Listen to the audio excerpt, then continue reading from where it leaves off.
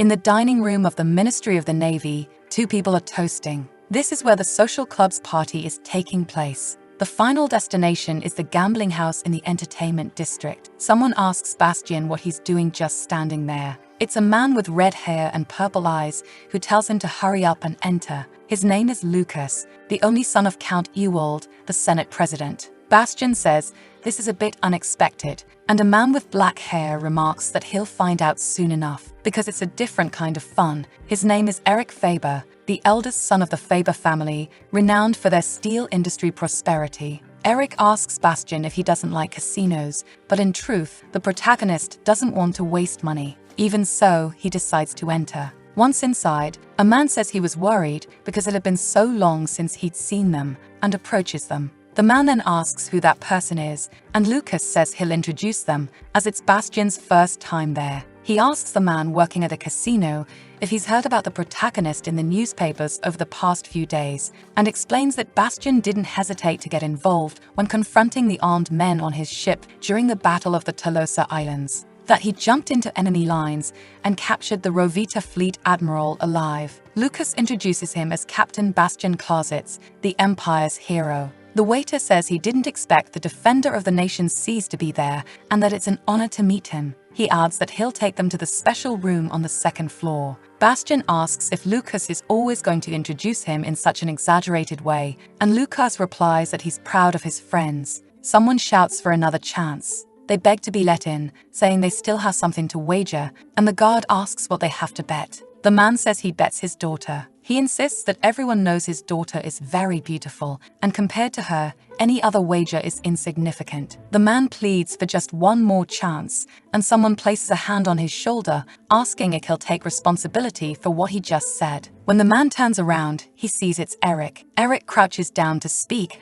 and asks if he's sure about wagering his daughter. The man replies that his daughter is in the city and that she is the most beautiful woman in the empire. Eric says the game just got much more interesting and asks his friends what they think. Lucas finds it amusing and asks Bastian if he didn't come there for nothing. Then they all gather around the betting table and the games begin. Cards are dealt to all the players. Bastian starts thinking that casinos aren't so bad after all. Two men are observing the game, and one asks the other what the men at the table are betting that's drawing so much attention. The other answers that the beggar duke wagered his daughter, and the game is almost over. Eric says this time it's not going to work at all, and Lucas says he's not so sure, asking how Bastian's cards look. Bastian says his game hasn't been bad from the start, lays down a card on the table, and Eric declares that Bastian won. Lucas says he's won the most beautiful woman in the empire, and Eric asks if that isn't a bit of a dirty game. The beggar duke can't believe what just happened. The men observing suggest leaving the table to join the betting themselves. The duke claims there's something wrong with the game, and Bastian finds him so pathetic that he can't bear it. He stands up, and Lucas asks what he's talking about, insisting he should accept the wager's payment. Eric says Bastian has the legitimate right to claim his prize. The duke grabs Bastian's arm and begs him to let it slide just this once, promising that if they bet again, he's sure he'll win. But Bastian looks at the duke in a way that instills fear, and the duke becomes terrified. Lucas tells the guard to bring the promised prize of the wager. The duke asks Bastian if he knows who he is, warning that treating him like this will lead to trouble, especially if the emperor hears that one of the three touched his daughter. They would never be safe. He declares that his daughter is so precious that Bastian couldn't even imagine, as the blood of the imperial family flows in her veins. Elsewhere in the city, it's midnight. Someone is knitting something. She thinks it's very late and wonders when her father will return. She is with a little girl sleeping on the table, whose name is Tyra. The girl is startled and loudly calls Odette's name, asking if her father has already returned home. Odette says he hasn't, and Tyra asks what they will do if something happens again. She replies that nothing will happen and that it's already late, so Tyra should go to bed. The girl agrees and goes to her room. Tyra says the noise scared her, and Odette reassures her that everything is fine and that it must be the sound of the wind. Tyra says it sounds like the cry of a ghost and goes to bed. Later, Odette thinks she should organize a list of daily activities and sleep, and that tomorrow she can sell the sewing she has completed so far. Last year, she was able to stay in a house with hot water, but they had to find a cheaper rental because her father was having financial troubles. Odette starts writing in her diary and thinks about her sister, who said it sounded like a ghost's cry, and that even that terrible sound seems sweet to someone who has been on the verge of being thrown out onto the streets. The only place she could rent was on the top floor of an old building, and that was thanks to the pension provided by the imperial family. Her late mother was the person the emperor loved most in the world, being the first princess of Berk. Her name was Helena. Born and raised in the love of the nation, she was betrothed to the crown prince, and it was a union blessed by everyone in the empire. But one night, 3 months before the wedding, she suddenly disappeared. She had a secret lover whom she loved deeply, and that night, she ran away with Duke Decen, the head of a fallen noble family. Naturally, the entire empire was thrown into panic. The emperor, disappointed in his daughter, declared her expulsion from the imperial family, stripped her of her titles, confiscated all her possessions, and ordered her exile from the empire. That was how her parents became nomads. Even so, her mother didn't give up and told Odette never to lose her dignity under any circumstances, and that one day they would regain their status within the royal family. For that reason, her mother raised her strictly for when that day would come, teaching her dance, etiquette, music, painting, and various foreign languages, which she learned with dedication. But one day, she found her mother collapsed on the ground, and her last words were for Odette to return to her rightful place so they could someday reclaim the throne. Her mother, who had so much hope, ultimately died without escaping her miserable reality. Odette wonders if her life will end up the same as her mother's. Someone knocks on the door and asks if anyone is home, and Odette opens it and asks how she can help at this hour of the night. The man asks if she is the daughter of Duke Decen. She answers that she is and asks if something has happened to her father. The man says she must come with him. It seems her father has incurred a large debt at the gambling house. Only there will Odette know all the details. She agrees and says she will prepare to leave, asking the man to wait a moment. The man wonders if she is used to this kind of situation, thinking her life would be ruined because of an irresponsible father. Odette remembers what her mother used to say: wherever she went, she should present herself with dignity, at least. Some people might say it's pointless, but she doesn't want to forget those teachings. It's the legacy her mother left her. Meanwhile, her father insists that they not get into trouble, as the girl has royal blood. The waiter tells the man it was he who mentioned the daughter, and he begs them not to involve her, saying the guard went to fetch her a long time ago. Lucas asks Bastien how he feels, about to face the emperor's niece. Then he asks Lucas if he really believes the scammer. He says he does, adding that if it's true, it will be amusing, and Eric asks if they truly believe she is the most beautiful woman in the empire. Bastien thinks his friends are having fun, but wonders how far he'll have to go along with this ridiculous farce. The guard arrives and says he brought the Duke's daughter. Odette asks how much her father owes. The man asks another if this is the woman the man was so proud of. Lucas tells Odette she must have misunderstood and that she wasn't called to pay off his debt. She says there is no reason to remain there and that she will take her father with her. And he says it's not a good idea, adding that he can send her father home, but she must stay. Lucas reminds her that her father bet her for money and that Bastien won the wager, asking if she understands what she needs to do. Odette asks what her father did, and he apologizes. He says he didn't know this would happen and thought he could win a lot of money. Odette looks at Bastien, dressed in a white ceremonial uniform, gleaming medals. He must be an officer from the Ministry of the Navy. Moreover, he works in the capital, so he must be a man of high status. She wonders if she should grab her father and run away. But she knows the guards at the door would stop her, so she approaches Bastien, and she asks if he isn't ashamed. As a soldier who defends the empire, is he involved in gambling debts? He can't just go around buying people. Bastien says seeking legal support in a place like this isn't a very good idea. Odette asks since when the honor and dignity of an imperial soldier depend on time and place. He thinks it's incredible how she maintains such a firm stance. The Duke's daughter pleads with him to forgive her father's mistake. In return, she will give the money her father owed from the bet. Bastien responds that no, he's the one giving the orders because he won. And he tells her to remove her veil, saying he's not interested in her money and that they'll be even if she gives him a glimpse of her face. Lucas asks if he doesn't think that's too weak of a request, and Eric suggests he demand more and ruin her. But Bastien only intends to entertain his friends enough and end this. He says he'll send her home without any trouble and that her courage and pride will destroy her. He doesn't wish to create problems for himself. The beggar urges Odette to do what Bastien asks so they can leave. Bastien tells her that if she dislikes the idea, they'll follow the rules, and he asks if she can fulfill her promise, since God will bear witness to her honor and dignity. Odette places her hand on her veil and tells him to keep his promise, then removes the veil. Bastien remembers her father's words about her being the most beautiful woman in the empire. He had thought her father was bluffing, but she truly is beautiful. The next day, her father is snoring in bed, and Tara asks if they should barricade the door with a plank. Odette asks what would happen afterward if they did. Tyra responds that she doesn't care what happens to their father if he's locked in the room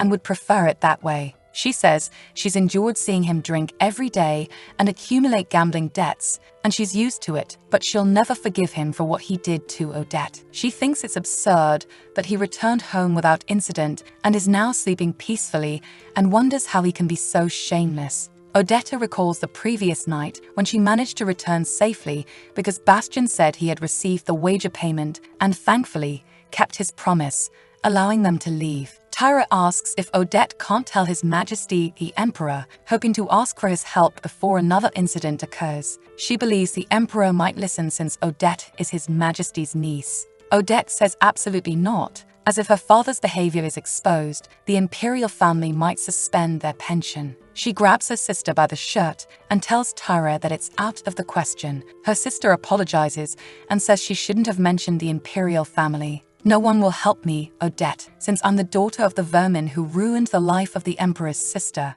Elsewhere in Arden, on the coast near the capital, where the aristocrats and imperial families' villas are concentrated, there is a spectacular jewel of a property overlooking the north. It originally belonged to a family of counts who couldn't maintain the estate. It was purchased by magnates who monopolized the railway business in the Burke Empire, the Clausitz family. In the city, a woman comes running toward Bastien. She asks if he drove an iron contraption to get there. Her name is Maria Gross, Bastien's aunt. She says she doesn't know why he would do something his father would disapprove of. She remarks that he said he couldn't afford a driver and that she should feel sorry for him. They enter the palace and several maids bow. Your aunt said that if there's anyone more interested in the property than him, it's his father. However, his father said it's not enough to be called property, claiming he only acquired an old house and a trust fund. But she thinks he's not being honest, as there are rumors that he inherited a great fortune from his maternal family. She said that if he doesn't want to reveal everything,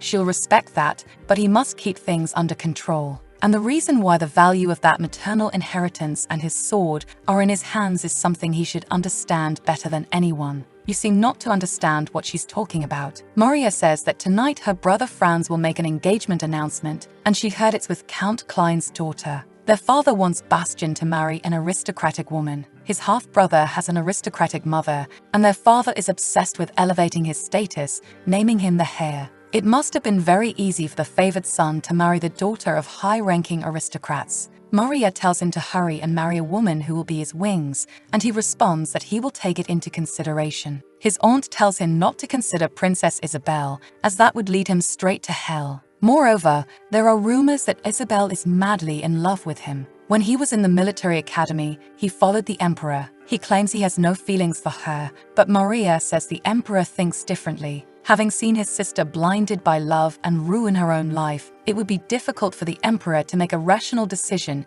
if he thought his daughter could live like Princess Helena. Bastien knows well the unfortunate Helena, and now thinking about it, the beggar duke from the gambling house also mentioned her name, saying imperial blood runs through his daughter's veins. His aunt calls him back to reality. He thinks it's normal for a bastard to falsify identities, as lies are the foundation of any scammer. He tells his aunt not to worry. At the Imperial Palace of Burke, someone shouts, asking what to do with the pictures, and another tells her to calm down. She is the Empress of Burke and says that a girl about to get married looking at pictures of another man every night is nothing. The Emperor says it doesn't matter, as she will marry Bastien, and that fact won't change. The princess cries and says Helena also had a fiancé but was blinded by love and ruined her engagement. She then says she didn't mean to insult the imperial family. She's just afraid this could be similar to Princess Helena's case. The The emperor says that won't happen again and that Bastian is a great man, but he will never be the princess's companion. The princess takes advantage of the mention of Helena and asks if he will really leave Odette like this, to which the emperor questions why she brought up that name so suddenly. Since Duke Daesun causes so many problems in various ways, the emperor comments that the scoundrel has always been like this and that it doesn't surprise him. The princess then says he was seen at gambling houses and asks what will happen to Odette. The emperor replies that Odette is the only reason he has cared for them, as her mother has already passed away, and he doesn't care much about what Daesun does. The princess says she also hates Daesun, but that doesn't mean the daughter of the beloved Princess Helena should be unhappy, and she asks if the emperor will just stand by. She asks him to think about the matter. She suggests that a proper marriage for Odette would be a good idea with Captain Clausitz. The emperor responds that, although he has a low status, he holds a high rank, and he believes Bastian is qualified enough to have a wife of imperial lineage, being the son of the richest man in the empire. He could have multiple wives, being a lower-class aristocrat. Then the emperor asks if he would marry the daughter of Duke Daesun. The princess replies that regardless, the ducal family has a long history. Moreover, Odette is part of the imperial family, which would also benefit Isabelle, since, when he becomes her cousin's husband, she'll have no choice but to give him up. She says he's the emperor and has enough power to make Bastian marry Odette and to protect Princess Isabelle. Marriages are a great opportunity for business. A vast fortune was obtained through his mother's marriage, and even today, the opportunity to rise in status through marriage with a noblewoman is clear. This was the lesson taught by his father, who profited from 2 marriages. These were Sebastian's thoughts, besides the fact that he hasn't forgotten Odette. Someone approaches him and says they haven't seen him in a long time. It's a woman named Sandrine, the only daughter of Duke Ravia, the richest man in Feria and Lucas's cousin. She asks how he felt upon hearing the news of his brother's engagement. Bastian knows he'll have to sell himself. He says it's an honor for his family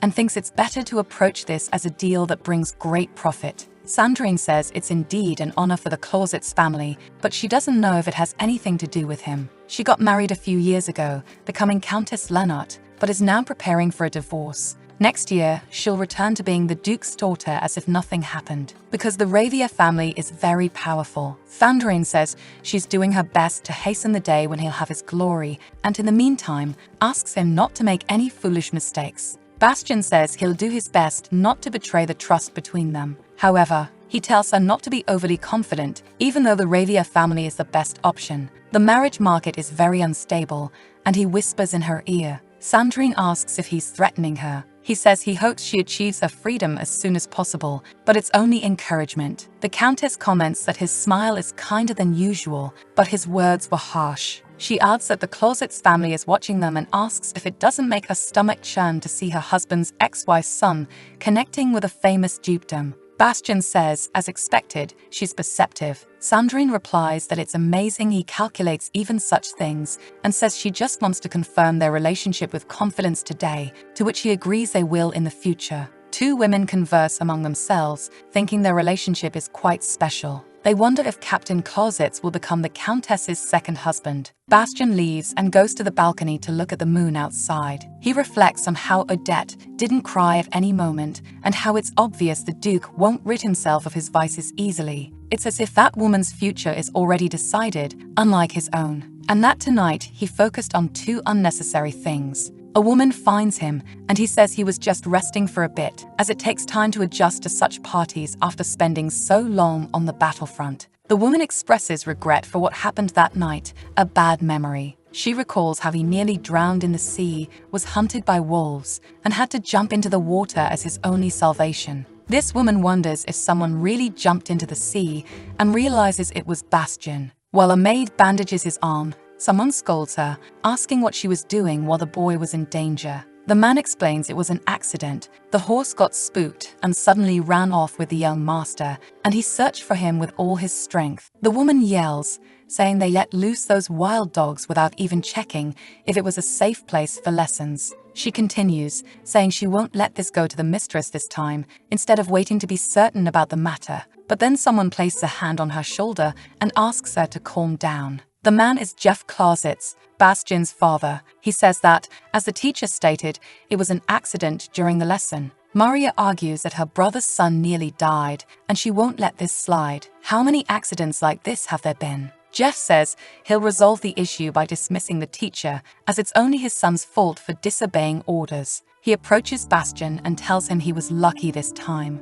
Maria thinks her brother is insane, and Bastian says he was bitten by a wild dog, but all the wounds on his body couldn't have happened in a single day. She decides she can't leave Bastian in that house, and having made her decision, immediately writes a letter to his maternal family. Thus, the Illis family took the boy away. A week later, after these events, even if their wish was to get rid of Bastian, she doesn't regret her decision. Because, first and foremost, he must stay alive to seek his revenge. Maria says she dislikes that divorced woman because she isn't divorced yet, but it's undeniable that he needs her, and having the Ravia family on his side would make him a threat to his father. Bastian thanks his aunt for understanding. She advises him not to disregard other options and to always be prepared. He says he'll keep that in mind. Someone tells Odette that she resembles her father. That woman is the Emperor's cousin, Countess Trier, and she says she's glad she requested to do something for her own daughter. She adds that he was a man who turned the empire upside down just by showing his face.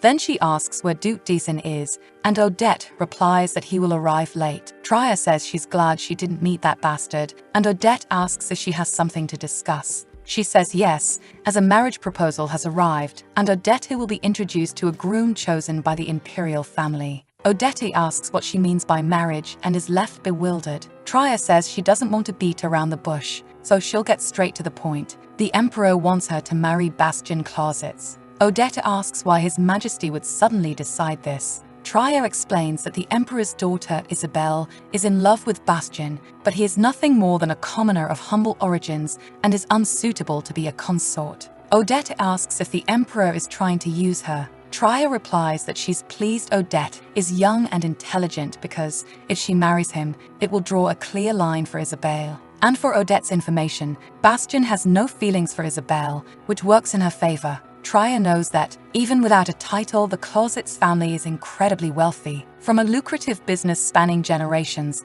they have risen to the ranks of the great rich and are called the railroad kings of the empire. Because of the patriarch's second marriage to the daughter of a prestigious aristocratic family, the Clausitz were accepted as members of high society. But Bastian, the eldest son from the first marriage, is an exception because his mother was of humble origins. His maternal family, the Illis, is very wealthy, but their entire fortune belongs to a scrap dealer from the slums who also engages in usury. As a result, their only grandson had to be raised among nobility, earning him the nickname the scrap dealer's grandson, something that deeply wounds him. But Odette seems unaware of any social gossip and uninterested in such matters. Trier says Bastian wouldn't be a bad groom. Even though he's not the heir, he's a competent naval officer hailed as a hero of the empire. Possibly rising to the rank of admiral, Trier adds that she doubts anyone else would be willing to become the son-in-law of Duke Deason. Odette asks if she may share her thoughts with His Majesty. Trier loudly questions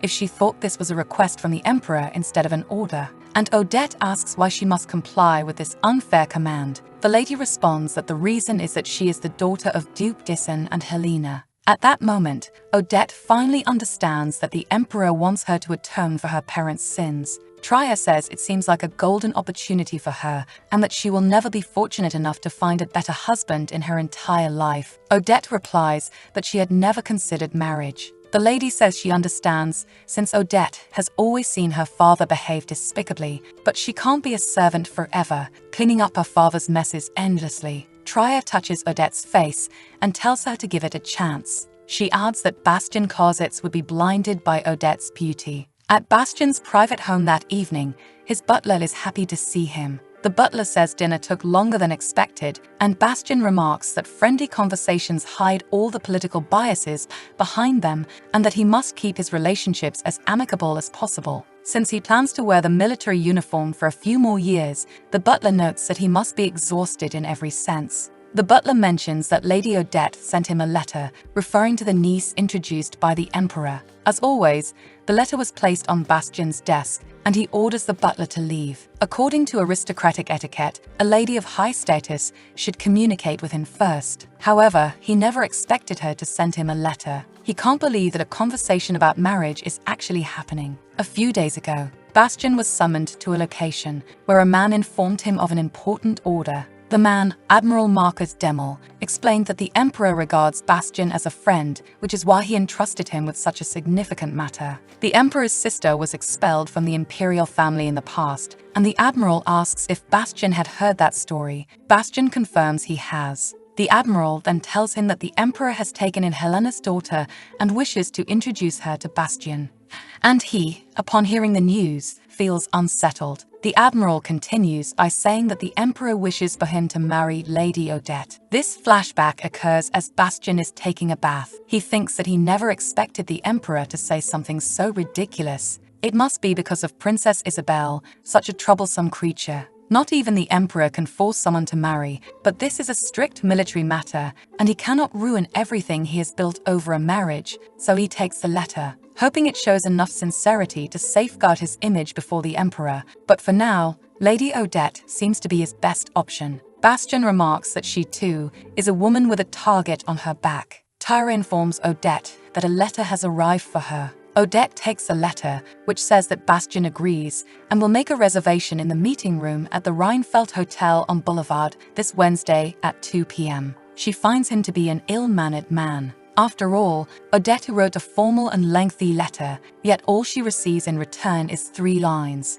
The response wasn't bad, even if it wasn't threatening, and as long as her pension is at stake, she has no choice but to follow the Emperor's orders. Her outfit will be her mother's dress, which she never expected to wear in such a situation. First, she will meet him at the palace ball and have a conversation. The next day, someone asks how much longer they'll have to keep doing this job. Lucas remarks that it's a good thing to be assigned to headquarters, but he's responsible for the ceremonial training at the military academy. Bastien asks, since he doesn't like it, why doesn't he request to return to trap service? Lucas replies by asking if he thinks his father would let him waste such an opportunity, especially since his father ordered him to follow Bastien unconditionally. And he asks what Bastien thinks he could possibly do about that. Regardless, it seems Lucas's father likes Bastien a lot and even wishes to have a drink with him, and the protagonist agrees. Lucas says he has a natural talent for pleasing elders and asks Bastien what his secret is. After all,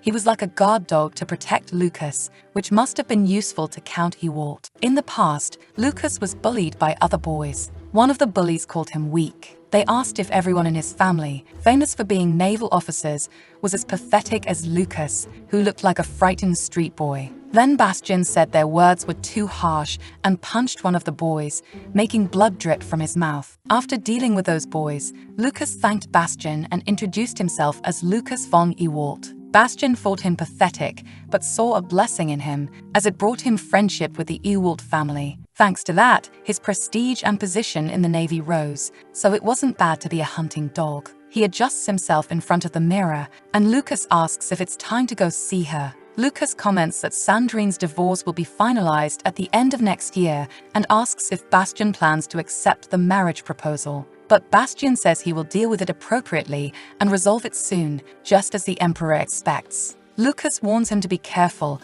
as it could be a trap. Regardless of how good her lineage is, it's unwise to get involved with someone like that. Princess Isabelle will soon marry the Crown Prince of Belov and leave Burke, allowing Bastien to proceed with his plans for this marriage. And if he shows his sincerity, the Emperor will no longer pressure him. After that, he could marry Sandrine once her divorce is finalized, and everything will go as planned. But he must tread carefully to ensure his actions don't ruin his plans, and hopes that Odette is someone he can communicate with. At the agreed location, Odette has been waiting for Bastien for an hour past the scheduled time, wondering if he'll really show up since she's had a bad feeling ever since she received the letter. He finally arrives, and the attendant escorts him to the reserved table. That's when she discovers that the one who accepted such a low-level proposal is the Empire's hero. The two look at each other in surprise, and the waiter asks if there's a problem. Bastien asks him to check if the reservation is correct. The waiter confirms and says the lady has been waiting for over an hour and asks him to take a seat. Bastian recalls the beggar duke mentioning that his daughter had royal blood and realizes all the nonsense he spouted was true. He introduces himself as Bastian Closets and says he believes this is the first time they're meeting. Odette asks if he knew everything from the start. Bastian responds that he did not, and that, unfortunately, her imagination isn't that fertile. She would have never guessed that the father who sold his own daughter was a duke, and while the stakes at the gambling house are high, she never imagined the emperor's niece would be included. But, in truth, Bastian knew from the moment their eyes met for the first time. Odette knows he has no intention of accepting this marriage conversation, and the same goes for her. Odette tells him to speak to His Majesty and say she is not to his liking, asking him to refuse her. Bastian apologizes but states that he has no intention of rejecting her. Still that evening, even after she asked and insisted, she scolded him with the pride of someone who relies only on their lineage and power.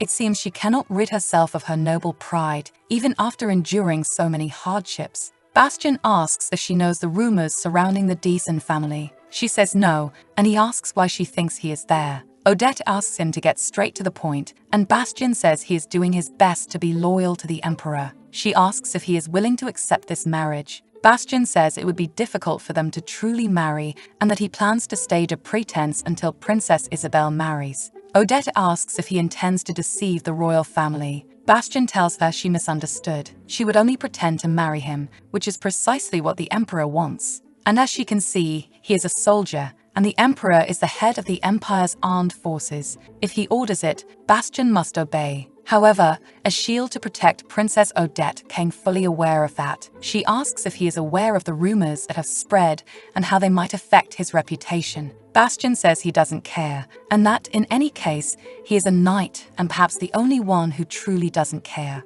That being so, he recommends she take the first step. For the emperor, he is simply a naval officer, and he believes His Majesty would respect her decision more than his own. He thinks that if she could have done so, she would have already rejected the marriage herself, and that she also came here because she has a purpose. He then says that if she doesn't want to do it, he believes they've reached a decision, and he leaves the table. Odette asks him to wait and shows him a letter. Bastian asks if she wants to pay for the tea. She says yes, because she doesn't want to owe him anything. The protagonist laughs at this, puts on his hat, and tells her to keep the money. He adds that it would be a bad idea to increase the Duke's gambling funds and return to see her in that place again, because, as he says, she was lucky that day, and there's no guarantee she will be next time. In her thoughts, Odette knows he despises her, but even so, he is willing to obey the emperor's orders and act as her betrothed until the princess marries, and it will work. She arrives home and thinks the day was terrible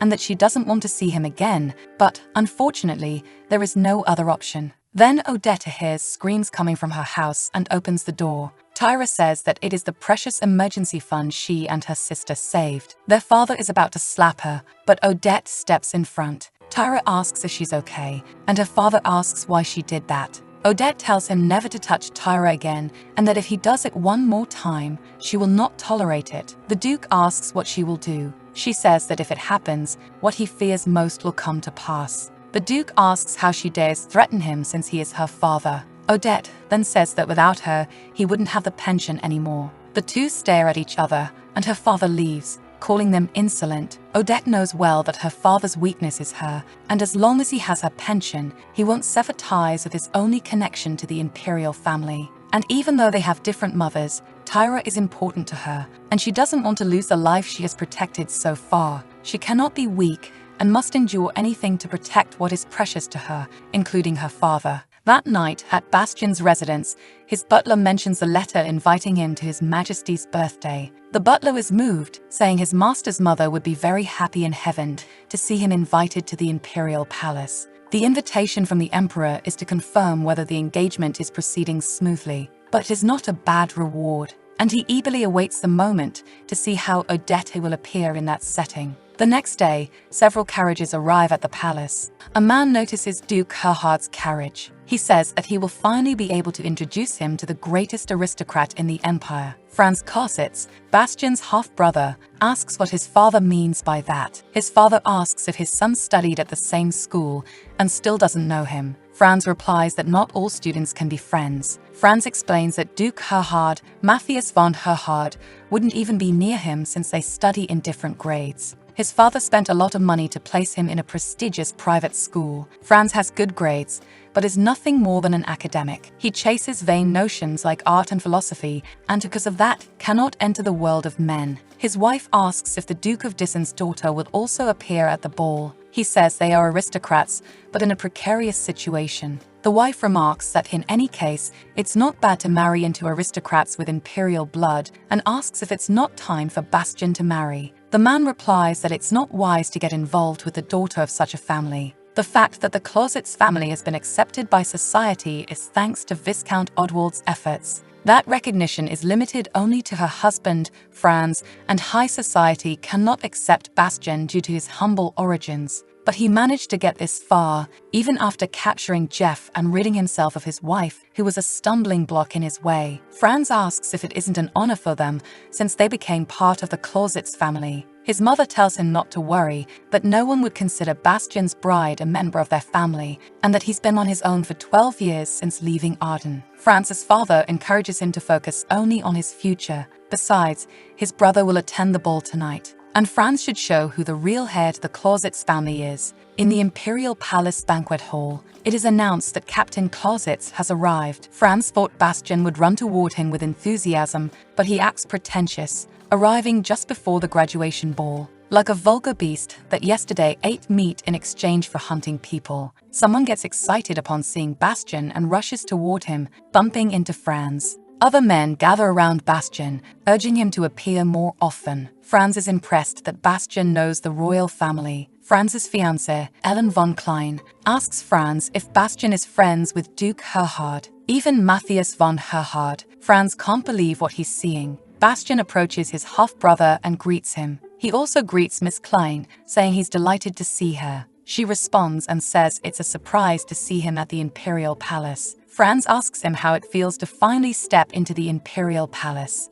Bastian says he feels moved, that he'll feel honored for his entire life, just like Franz. His half-brother wonders if he's being sarcastic and struggles to decide how to respond. Then the arrival of the Duke of Dissen's daughter is announced. Franz assumes she will be a problematic bride who will ruin Bastian's first ball at the Imperial Palace. First, Thea, a lady, enters, followed by the Duke of Dissen's daughter. Franz is in disbelief, as she was supposed to be a piece of rotten meat arranged by the Emperor, but she is stunning. Bastian takes Odette's hands and says he didn't think she'd come to the ball and worried for nothing. She replies that this is important to her as well. He asks if he can count on her part in the performance, since he knows her reputation will be definitively ruined, but even knowing that she came to the ball. They dance on the floor, and while they do, Bastian thinks there must be something the Emperor wants. Odette accidentally stumbles, but Bastian catches her. Both are aware they are in a position to use each other because they have different goals. Bastian leans closer to her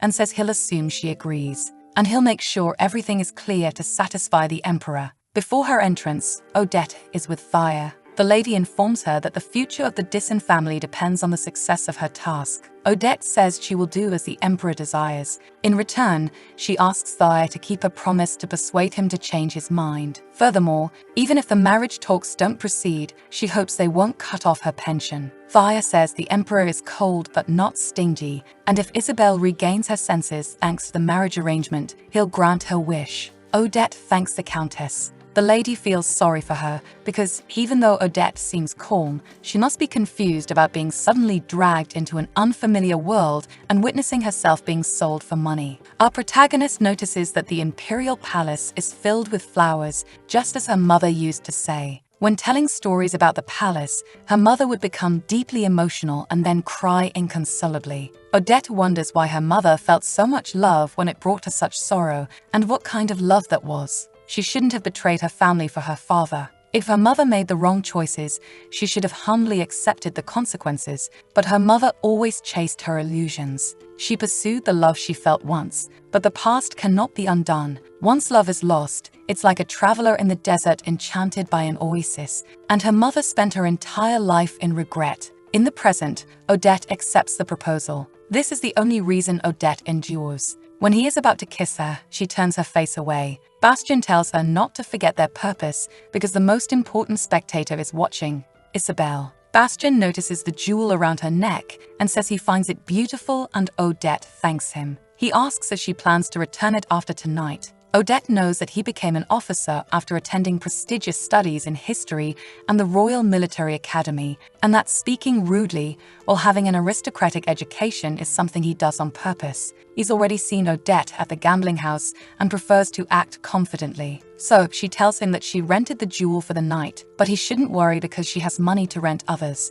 Bastien says she must have far more money than he imagined, and she replies that it's all thanks to his generosity. Odette explains that she has benefited greatly from the tea money. Thanks to him, she didn't have to worry about jewelry or dresses for tonight's party. The protagonist says it's the first time he's seen her smile. Bastien remarks that the tea money was well spent instead of being used for the Duke's gambling, and she says it was used to pay the debt she owed him. The protagonist says that next time he'll invite her to dinner so she can save even more money, but Odette declines, saying she cannot afford debts beyond her means. Then Bastien asks how he might convince such a noble lady. Should he take her to a gambling house? Odette says she doesn't know, and, looking at him, her intuition tells her not to trust him. The nobility may be rigid, but as long as she keeps her head high, she won't lose anything. Bastien thinks she is a confident woman with a long and upright neck. Isabelle, the princess, descends the stairs angrily. A woman asks if she's all right, while others comment that she looks upset.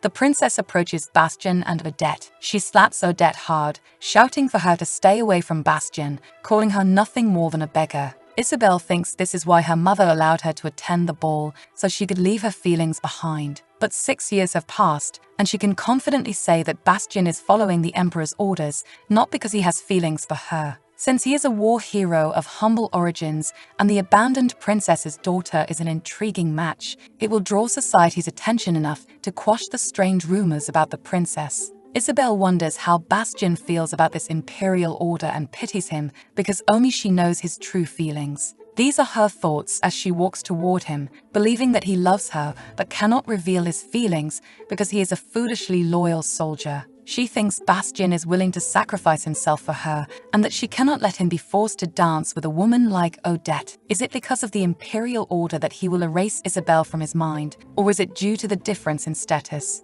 Isabelle wonders. She thinks Odette is being used as a puppet for money and doesn't even know how Bastien truly feels. After the slap, Odette's jewel shatters into pieces, and Isabelle declares she knows why Odette is doing this, to escape poverty, calling her nothing more than a beggar. She asks if Odette has no pride. Bastien asks the princess to calm down. Isabelle yells that Odette is seducing him for money and is no different from a prostitute. Odette sees that Isabelle is blinded by jealousy and unrequited love, knowing that the princess wants to hurt her with her words. However, royalty does not understand the kind of life she has lived, which is why Odette knows how to protect her heart from such insults. Thus, the princess will not affect her, and Odette is also acting under imperial orders. Isabelle tells Bastien to look at how Odette is blinded by jewelry and asks if she borrowed the jewels, questioning how far her greed can go. Odette looks at her coldly and asks the guard to keep the rest of the necklace until the ball is over.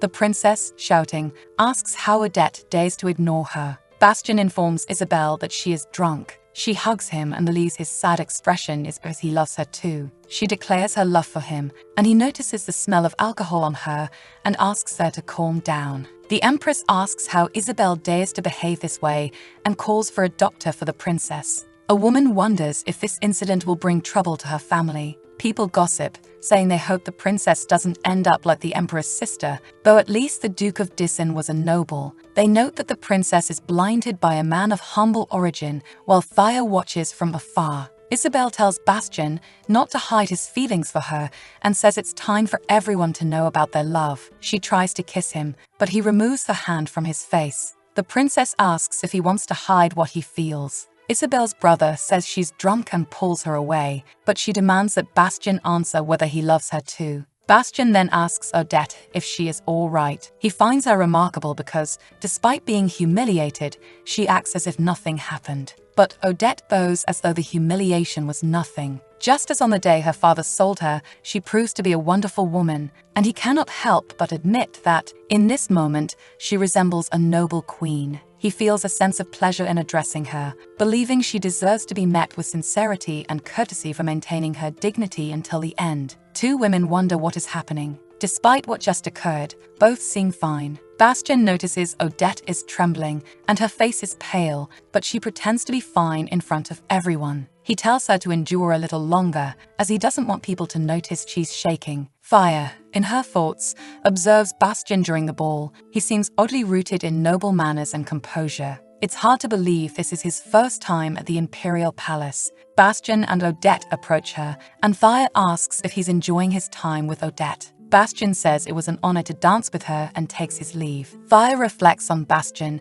and notices Odette doesn't seem well. The lady knows it's impossible for her to be fine after what happened, as she endured the situation while Bastien focused on calming the princess. She wonders which of the two had the harder role. Fire places a hand on Odette and says her mother raised her very well. Despite having fallen for a bad man, her mother was a good woman, and tells Odette she did a good job and that she is perfect. Odette's eyes fill with tears, but she maintains her posture. She thanks the Countess. The next day in the city, the Duke is thrown out onto the street. The man who expelled him tells him not to be foolish and to bring money. But Disson begs to play one more time, promising to share the winnings. The man tells the beggar Duke he has no way to get money and is drowning in debt, then slams the door. In the beggar Duke's mind, everything went downhill after those officials, and he can't believe he was kicked out of the gambling house. A man approaches him and asks if he is the Duke of Disson. He says he shouldn't be doing this, but taking care of his eldest daughter. The Duke asks why he brought up his daughter. The man says he heard she's with a man, perhaps trying to earn some money. The Duke refuses to believe his daughter Odette is with a man. The man asks if it's not true and why she was so well dressed late at night. He says he saw her recently getting out of a carriage in the middle of the night and asks if it wasn't a carriage used only by nobles. He adds that it seems like she caught the attention of a rich man and asks if the Duke, as her father, isn't concerned about what his daughter is doing. The Duke walks down the street, thinking that Odette has been going out often and seems to be hiding something. Then he sees his daughter on the street and hides. He spies on her, wondering where she's going dressed like that, and then realizes it's true that she's been going out. But he decides it's better to wait and see, as he needs to confirm it for himself. At a luxury restaurant on Rheinfeld Street, champagne is being served. Fire had invited Odette to the venue. The protagonist asks what happened to the necklace that broke last night. Vire is surprised that she's worried about it, and Odette says she feels bothered for not fulfilling her responsibility to take care of it. She adds that she doesn't like complicated words and will reimburse the Countess. The lady asks with what money, and Odette says she will speak with the Emperor since it's the princess's fault. Vire asks if she plans to charge the Emperor for something his daughter broke, adding that it's unlikely the Emperor will listen to her. Odette replies that even if he doesn't care, she doesn't think he would ignore the Countess, who is the most honorable woman in the imperial family. The Countess says it will be difficult for the Emperor to make up for his daughter's lack of manners. As for the jewel, she sent it for repair, and the bill will go to the royal palace. The protagonist asks if it can be repaired. Vire confirms, adding that it's thanks to Odette, who meticulously gathered all the pieces. Odette says she's relieved. In her thoughts, Vire reflects that around the captain, Odette is very reserved, but when away, she's like a beautiful flower. She notes that Princess Isabelle has been sent to another palace and is likely confined there. Vire then tells Odette to make sure she focuses on her mission because her union with the captain will definitely work, given how good a dance partner she was. Over time, Isabelle will realize and give up on Bastien. A young man exclaims, "My God." He says it's a coincidence to see Countess Vire. She says she didn't expect to meet the Admiral and Captain Bastien closets there. Since it's been a while, she asks if they'll eat together. This is a well-located restaurant frequented by nobles, especially during the busy lunch hour. They are at a table visible to everyone. This is obvious, Bastien thinks, while sipping wine. It's clearly a plan to show him and Odette together to society. Because of that, he imagines the Emperor must be quite anxious to resort to such a tactic, especially after the commotion at the ball. Not that it matters to him. After all, they needed to appear together at some point. The Admiral asks if it's very cold today and comments that, despite it being April, winter seems to be returning, making Ratz's weather unstable. This poses a big problem, as such weather forces the postponement of important events. Thayer asks if there's an important event coming up. The Admiral mentions an upcoming friendly polo match between the Navy and the Army next weekend, an annual event to promote harmony between the two forces. Thayer says she remembers hearing about it and asks if Bastian will participate. Bastian pauses briefly before saying yes. The Admiral enthusiastically says Bastian is the best player on their team and always delivers great results when he plays as a starter. Being a hero, whether on the battlefield or in polo, the Admiral believes Bastian, with his exceptional combat skills, will someday command the entire force. Odette finishes her lunch and thinks it was unfortunate to have stayed there. The Admiral continues, stating that he's not praising Bastian because he's his aide, but because the captain is truly an outstanding soldier and a treasure of the Navy. Then he suggests Bastian invite Odette to watch a polo match, saying it would be wonderful for her to attend as the captain's companion,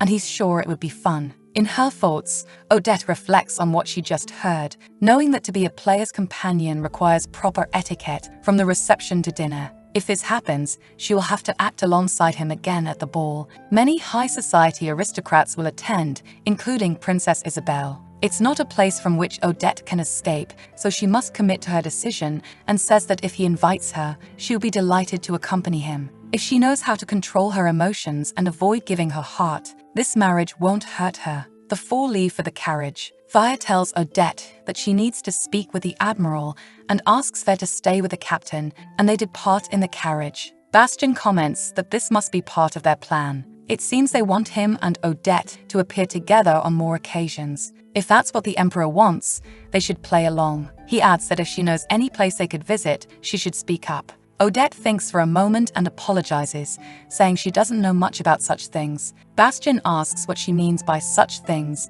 and she replies, "Things gentlemen and ladies do," then says she'll just follow his lead. He says that it's not a bad idea. Odette then asks if it wouldn't be better to choose a place with lots of people to spark rumors. Bastian thinks that would be a more efficient approach. He then remembers that attending an opera could be a good option, though no opera is running at the moment, and it will be difficult to get good seats. The commercial center is crowded and noisy, or perhaps a hotel, but involving a lady in such a way would be challenging. So, he asks if she enjoys art. At that moment, the Becker Duke sees his daughter with the man who won her in his gamble. He confirms with his own eyes that she's with a man. But the face of that officer looks familiar. He recalls that it's the officer who won the bet at the gambling house. At the Historical Art Museum, people whisper about the protagonist couple, and Bastian thinks he made the right choice of location. Snow begins to fall, and Bastian reflects that, at first, he thought this situation would be a heavy burden. But somehow, the young lady seems like an unexpected gift for him. Thanks to her, he managed to enter high society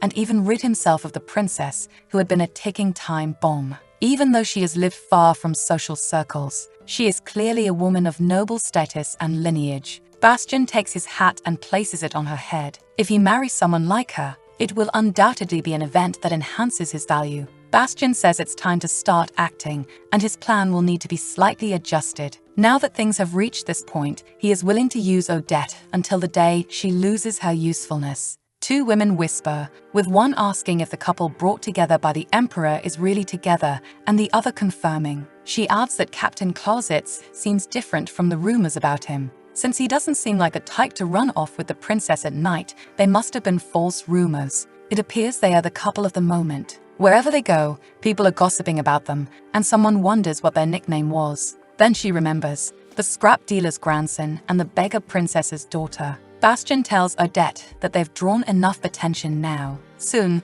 the rumors about them will calm down. Despite what happened at the ball, the talks about their marriage proceeded without issues. Bastian calls Odette. He notices she enjoys art and tells her there's a special gallery. But Odette says it's unnecessary, as it's almost time for her younger sister to leave school. Since it's nearby, she'll head home with her sister. Bastian says he heard Odette was the only daughter of Princess Helene. She then reveals that she has a sister, but from another mother. Tyra's mother was absent and used to help them occasionally with household chores. People labeled Tyra as illegitimate, but Odette always considered her family. However, her father beat Tyra, calling her a vulgar girl, and abused her both verbally and physically. During those times, Odette begged her father to stop hitting Tyra. Moreover, she needs the pension to protect her father and sister. As long as she receives the royal family's pension, her father won't mistreat her. In this way, Odette becomes a shield for Tyra. Bastien comments that even so, Odette seems to get along well with her sister. She replies that her sister is very precious to her. The protagonist remarks that it's what he thought and admits he's a bit jealous. He then says he believes that's enough for now. Odette remembers what the Countess said, that the Closets family also has children from different mothers, and even at the royal ball, they didn't seem to get along. It feels strange to hear that the heir of the Closets family is the youngest son, and she wonders if this is why he dislikes talking about it. In the car, Bastien recalls that Odette said they should part ways there, but he insisted it was his duty to escort her and her sister home. However, Odette said Tyra would feel uncomfortable, and he noted it was dangerous to walk at night. Odette said they would take a tram and thanked him for his generosity. Bastien thinks he has dinner plans and won't insist on offering help to a woman who doesn't want it. From afar, he sees Odette and her sister and notices that they don't look alike at all. The tram queue is very crowded, so he assumes they didn't manage to board. He remembers Odette being jostled by the crowd and goes back to fetch her. When he arrives, he realizes they must have managed to get on the tram and thinks that this level of resilience makes her a courageous woman. The next day at the Polo Stadium, Odette remembers her mother's words, but the social world is a battlefield and it's important to uncover the hidden intentions behind every conversation. Otherwise, it's easy to become the subject of ridicule. Odette had never thought she would someday return to being part of the imperial family and believed it was pointless to learn about social etiquette, not expecting this to happen. A woman approaches her and asks if she is Odette. She says it's good to see her and introduces herself with a friendly smile as Sandrine de Lavia. She mentions how much she enjoyed seeing Bastien and Odette dance at the ball. She adds that if it weren't for the commotion surrounding Bastien, she would have introduced herself sooner. She tells Odette not to forget her name from now on, since they'll be seeing each other often in the future. Sandrine leaves after saying these words. A woman appears behind Odette and comments on Sandrine, noting that she's already using her maiden name, even though she's still Countess Lennart. She asks if Odette remembers her, saying they spoke briefly at the royal ball. The protagonist says she does and asks if she's the daughter of Count Klein, betrothed to Franz Clausitz. The girl is delighted that Odette remembers so well. Odette asks what she means by maiden name, and the girl explains that Sandrine is in the process of getting a divorce. That's why she doesn't want to be called by her husband's surname, and everyone has heard the lady from a prestigious family file for divorce.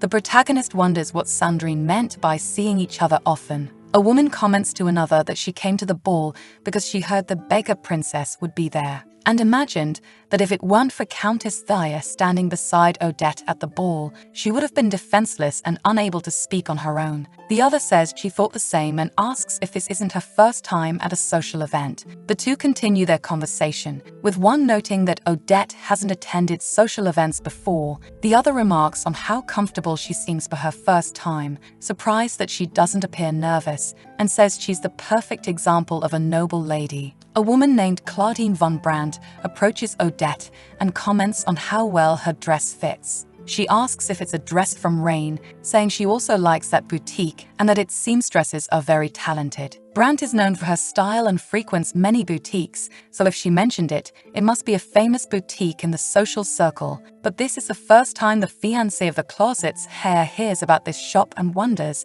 if it's a trap. After all, it's impossible for someone with limited means to have come wearing an elite boutique's attire. But Odette's dress does look like it was made by a skilled seamstress, though judging by the damaged areas, it seems to be borrowed and mended by hand. One of the women whispers to the future Closets that it's no wonder Brandt noticed so easily. They say the emperor would do anything to protect the disaster of the crown princess, so he's using Odette as a chess piece, but it would have been better to provide her with proper clothes. The Closet's fiancé remarks that the marriage arrangement happened quickly, so there likely wasn't enough time. If the emperor had given Odette new clothes, there wouldn't have been a need for mending. But that probably didn't happen because the imperial family must have decided it wasn't worth the effort. Another woman says Odetta will be humiliated if she responds recklessly and wonders what she will say. Odette thanks Brandt for the compliment, but admits her knowledge and taste in fashion are limited and that she's receiving help from a companion. Fortunately, the Countess's daughter has a similar body type to hers and lent her some clothes, allowing her to try dresses from various boutiques. She adds that she will prioritize the boutique Brandt mentioned moving forward. However, the players arrive before anything worse can happen between the women, and Brandt says she'll take her leave now, noting that Odette's dress is actually from Sabine Boutique and apologizing for mixing up the names. Odette tells her not to apologize and says she'll remember it. Then Franz's fiancé spots him and walks toward him, but he looks surprised to see Odette. His fiancé asks why he arrived so late, saying she was starting to get bored. Odette knows Franz is the captain's younger brother, so she should greet him. But before she can, Bastian arrives and takes her hand, greeting her. She says she just saw his brother and was going to greet him. However, he tells her not to worry about it. Odette places her hands on his arms, while Bastian glares fiercely at his brother. As Franz suspected, the couple is not close. Sandrine watches from a distance and thinks that the princess's actions were obviously foolish, but she can understand her feelings and the furious desire to have Bastian. She knows him very well, and as she hadn't gotten married, perhaps Bastian could have been hers. Later at the ball, Bastian touches Odette's hair. He whispers in her ear that she's wearing a beautiful dress and must still have some money saved. Odette confirms but tells him he doesn't need to worry about the cost of her clothes. A woman asks another if that really is Bastian and remarks that no matter how many women throw themselves at him, he remains like a priest. Another says it seems the wedding arrangements are progressing well, commenting that Bastian seems different from the stoic man he once was. Sandrine, standing behind the women, catches Bastian's attention. He tells Odette that he forgot something and will be back shortly. She agrees, feeling relieved since her dress is tight and uncomfortable, and heads to the changing room for a moment. Sandrine thinks that if she hadn't married, Bastian would have been hers. But her father wouldn't have allowed her to marry someone without a title, though at least with a divorce, she now has a choice. She has to thank her husband for being foolish since he was having an affair with another man. However, the division of assets has been challenging. In any case, Bastian turns to her. He approaches Sandrine, and she asks if he has something to say. Elsewhere, Odette searches for the bathroom. She wonders if it's further ahead. Then she hears someone saying that if he's going to choose Odette as his wife, he should have at least warned her. The voice belongs to the woman who greeted her earlier, and Odette recognizes it. Sandrine says she doesn't know what to think, and Bastian responds that he thought she understood, but it seems there's been a misunderstanding. He explains that he and Odette are only working together for their own interests, and asks if that's a sufficient answer. She asks if he swears, and the protagonist says yes, though he won't swear by God, as that is nothing more than a meaningless idea to him. Then she asks him to swear by his prosperity and glory, and he questions if that isn't a bit much. Sandrine admits she knows she's being insistent, but says she's having difficulty controlling her insecurities,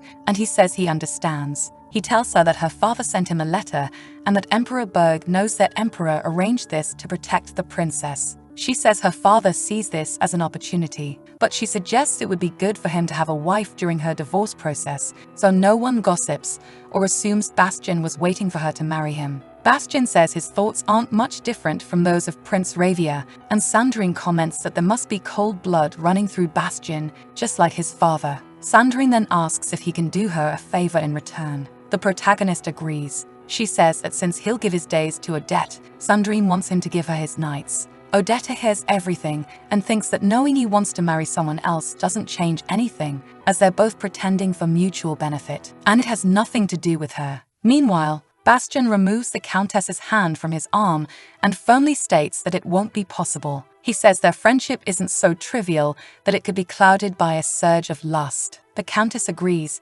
saying their friendship truly is valuable. Bastian advises her to maintain her dignity. That way, things will be much better. All his meticulously calculated smiles, all to use the Countess, but she accepts it. After all, not everything is love, and it means nothing to him, because Bastian Kolzitz loves no one, not even himself, except for his boundless ambitions. And he'll wait a little longer until her divorce is finalized. She will become what he needs most, and thus, he will desire her. Outside, several couples are gathered. The ceremony before the games is announced. Odette doesn't understand what she's supposed to do, and Bastien explains that the lady must place an object containing her heart. Even if it's something trivial, he will pay for it with victory. He knows she's a woman pretending to be noble, wearing borrowed dresses and jewelry, with nothing that is truly hers. He adds that he usually doesn't follow such formalities, then takes the ribbon from her hair. Since there will be many eyes on her this year, they must remain moderate and formal. Carrying a ribbon,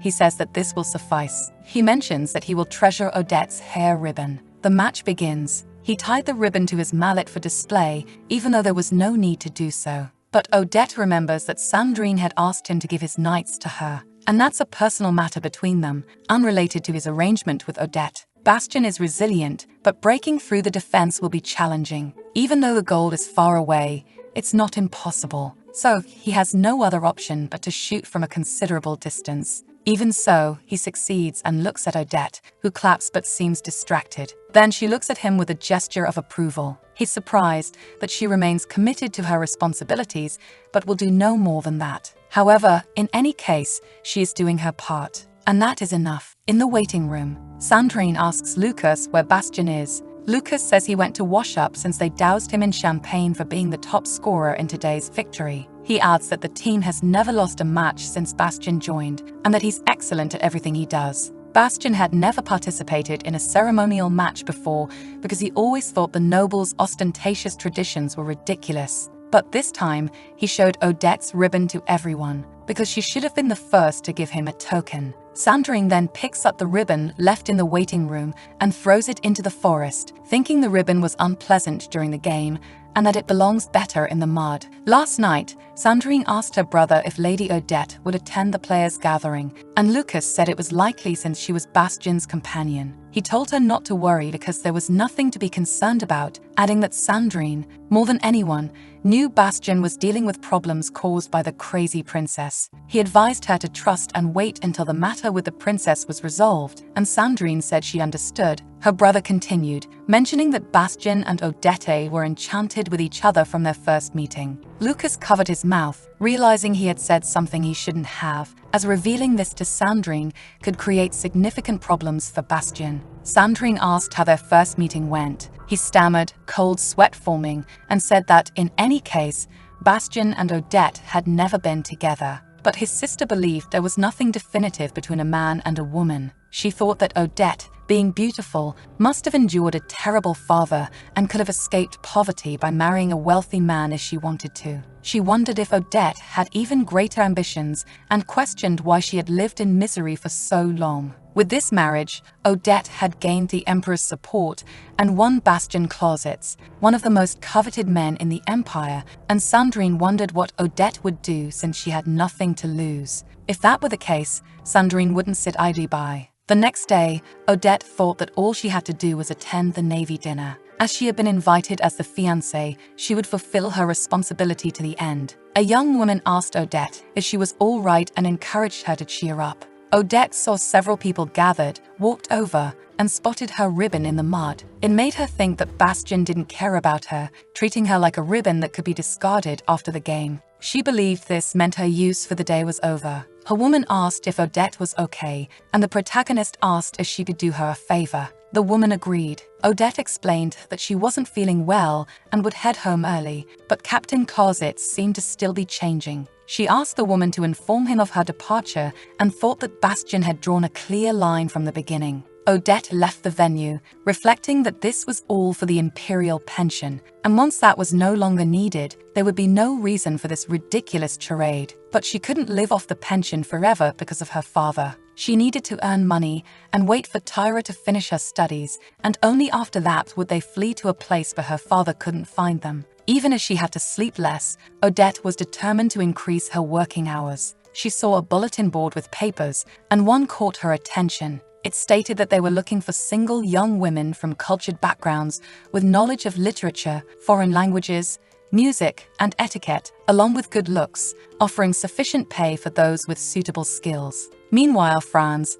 riding in a carriage, saw Odette and wondered why she was there when she should be celebrating with his brother. He told the driver that he had an urgent matter and would get out now. He thought it must be fate, and that there was no other way to explain this accidental reunion. The feeling Franz had since the first time he saw her might finally present an opportunity for him to understand what it was. Elsewhere, Lucas said that if he'd known this would happen, he would have brought Sandrine, as it would have been better than attending the dinner without a break. Bastian thought this was uncharacteristic of Odette. She wouldn't have left without saying goodbye, as she was a woman who followed etiquette strictly, almost to the point of arrogance. Eric pointed to a spot and asked Bastian if that wasn't his ribbon, the charm Odette had given him. His friends asked why it was lying there and if Bastian had thrown it away. One man asked if Eric was surprised to see it, and Eric replied that it was easy to lose a ribbon. Bastian said he had heard that Countess Lennart had gone to the waiting room earlier. Lucas, with a cold tone, told him not to misunderstand and assured him Sandrine would never do such a thing. Bastian walked over to the ribbon in the mud. He thought that it was his, and no matter why or how, it had been given to him, and he had promised to take care of it. But in this situation, there wasn't much he could do. He picked up the ribbon from the mud, thinking that he had to protect what was his. Meanwhile, Franz watches Odette and wonders if she's all right, having heard that his brother threw her ribbon to his fiancée, who claims she tossed it as if to emphasize her disdain. She asks if this is not a sign of the future, that he intends to use her and then discard her. Franz's parents see the arranged marriage as a good opportunity, and if a worthless bride can hold his brother back, it will benefit Franz. But if that happens, what will become of Odette? Everyone rejects and despises her, even his brother. And what if Odette were his? The next day, at Bastian's house, his butler observes him and thinks he should rest a bit since he works non-stop. Approaching Bastian, who is surrounded by several books, the butler remarks that the tea has gone cold and that he's prepared a fresh batch. Noticing the books, he realizes they are about women's fashion and is surprised. Handing over the tea, Rovis wonders if Bastian plans to start a business in the fashion industry. Bastian, meanwhile, reflects on how society bitterly calls Odette the beggar princess and how ridiculous it is that the emperor is so stingy with money. If she's being used to protect his daughter, the least he could do is provide suitable conditions. At the very least, proper clothing to eliminate the title of beggar princess. But then Rovis comes running towards him, announcing that someone is causing a scene at the entrance, demanding to see him. The man causing the commotion is the beggar duke, who tells Bastian he never imagined someone like him would be called a hero of the empire. Bastian says he understands the duke's first impression since they haven't been properly introduced. Odette's father claims he already knows everything, so Bastian shouldn't try to deceive him. Bastian says he's glad there's no need to explain everything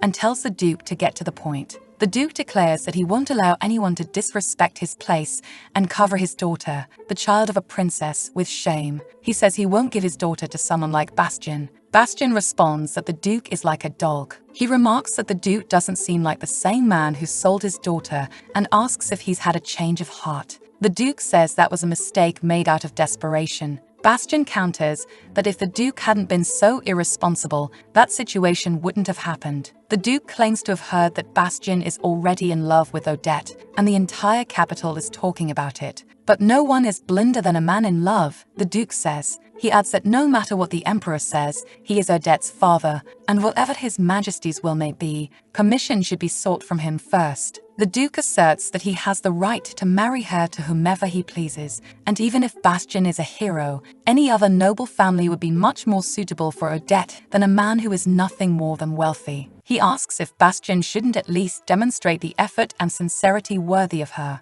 Bastian retorts, asking if the duke means money by effort and sincerity. To make it clear, he says, the duke won't get a single coin from him. If the duke truly wishes to marry Odette into a decent family, he should go ahead. But if he wants to go against the emperor's orders, he should tread carefully. Rumors could surface that she's already been touched by someone, which would be a significant obstacle for his marital business, Bastian warns. He tells the duke to wait quietly as he'll return his daughter to him, just as he did that night at the gambling house. The duke demands to know how Bastian dares speak to him like that. Bastian tells the duke that if he wishes to object to anything, he should take it to the imperial palace next time. But the duke sweeps the items off the table to the floor and asks if Bastian thinks he can treat him this way. To Bastian, the duke is nothing but pathetic, and he expected as much when he became involved with Odette. He orders his butler to escort the Duke out. Then, he instructs the butler to contact the modist at Sabine to schedule a visit, as he plans to commission several dresses. Odetta receives a letter from Bastien summoning her to meet him the next day at 3 p.m. in front of the meeting square. In a flashback, a young boy opens a door. He sees his mother dead on the floor, with his father and stepmother standing nearby. Bastien wakes up in his bed. It's still night. The next morning, a doctor tells Bastien that his shoulder is completely healed and the bullet scar is fading. Since he is young, he is recovering faster than expected and already has permission to go out, though it is not recommended. His name is Dr. Kramer, Bastien's personal physician. The protagonist says he hopes Kramer will give the Admiral only facts and not his personal opinions. Kramer asks if he has gained enough fame and why he does not retire, stating that he does not wish for him to sign the paper that will send him to his death. Bastien says that, even off the battlefield, maintaining peace and security is his mission. This was an exceptional circumstance. The doctor asks what he will do if something like this happens again. Then the protagonist says that Kramer will have to heal him again. The doctor thinks that Bastien is the same as when he was 14 years old. A man enters the doctor's room and says that Sophia's son needs to leave his father's house because those bastards will turn him into another victim. Kramer rushes toward Bastien and tells him to go to a place with him. Clausewitz wanted to get rid of his eldest son, abandoning him with his deceased wife and Illis, the pastor who wanted to avenge his daughter. Thus, the battle between the two families stretched on for years after Sophia's death, but in the end, it ended with the Clausewitz family's victory. Bastien was covered in scars, clearly showing evidence of abuse. Kramer asks Bastien how he got hurt, and the boy responds that he fell and got hurt while practicing sword fighting or when walking, and all the injuries were due to his own mistakes during his training to become the successor. But his grandfather's determination to accuse Clausewitz of abusing his son and wife never materialized in the end. Jeff Clausewitz had taken care of every detail of his successor's education, leaving no evidence to the accused. He named Bastien, the son of his ex-wife, as his successor, but as soon as his ex-wife died, he remarried and had a son. It was a move to quell doubts and scandals surrounding those unexplained incidents. The successor's education came with harsh discipline. Bastien woke up before sunrise and dressed perfectly at his desk to study. And after intense study that was very difficult for boys his age, he underwent rigorous physical training that resembled military drills. Then he read and wrote until his eyes turned red and his hands swelled. He also nearly broke his neck, falling off a horse while learning to ride. Additionally, he walked alone through the woods in the middle of the night with a weapon in his hands. From the age when his mother died until he was 12 and hospitalized, he went through all this while living within the Clausewitz family's walls. Kramer sometimes regrets telling the truth about Sophia's murder to his grandfather. If he had allowed him to believe she died giving birth to a child, Bastien says he will come to the next appointment, while the doctor still thinks that perhaps there was no deep resentment in Illis's heart.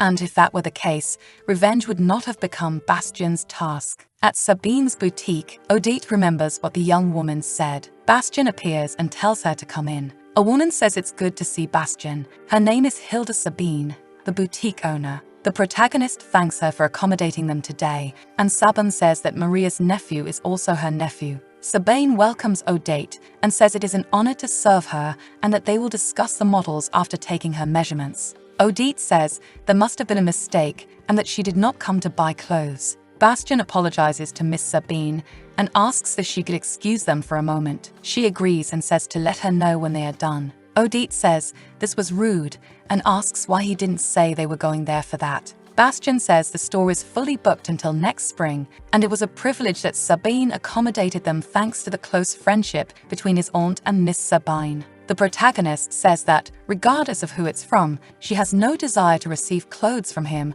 or be forced to accept gifts in this way. Then Bastien asks if she thinks he is doing this because he wants to give her a gift. He asks if Odette knows what they call her in social circles, and he says, "Beggar princess." But since for now, everyone recognizes her as his fiancée, they do not take her seriously because she does not dress appropriately, and this will harm his image. Odette says she believes he already knew this would stain his reputation and they made the agreement, and asks if she is wrong. Bastien says, of course, since the honor and dignity of a gentleman are irrelevant, but not money, as she should rely on her decency, though for him, everything is about money. and that he accepts nothing less than the best, always wanting the most luxurious, with his fiancé being included in that. Odette says she regrets it, but she also dislikes that nickname and kept quiet because she believed it was her duty, hoping the captain could act as she did and simply ignore it. Bastien knew that, as expected, she wouldn't give in easily. Then he says that being born as the grandson of a scrap dealer isn't something one can avoid unless they are born again, and that those born with noble blood generally don't think much of it, asking if it's different in her case. That he and she will solve the problems they can. Sabine announces she will take Odette's measurements. In her thoughts, Sabine thinks Odette is very beautiful, even more beautiful than expected. She thought Odette was a young woman from the countryside living in poverty, but behaves like someone who has been noble all her life. She also finds her a charming lady, making it understandable that Bastien is acting differently. When the measurements are done, Sabine says she has a dress that will suit Odette perfectly. While Bastien waits outside, he notices it's cold and wonders if she is sensitive to the cold. He approaches the curtain and tells Odette he brought her a blanket, noting that Sabine seems to be taking a while, and he assures her not to worry, that he won't look. Then she opens the curtain and sees Bastien looking the other way, hand extended, holding the blanket. She thanks him and quickly takes the blanket. She wonders if Bastien was concerned about her. From a distance,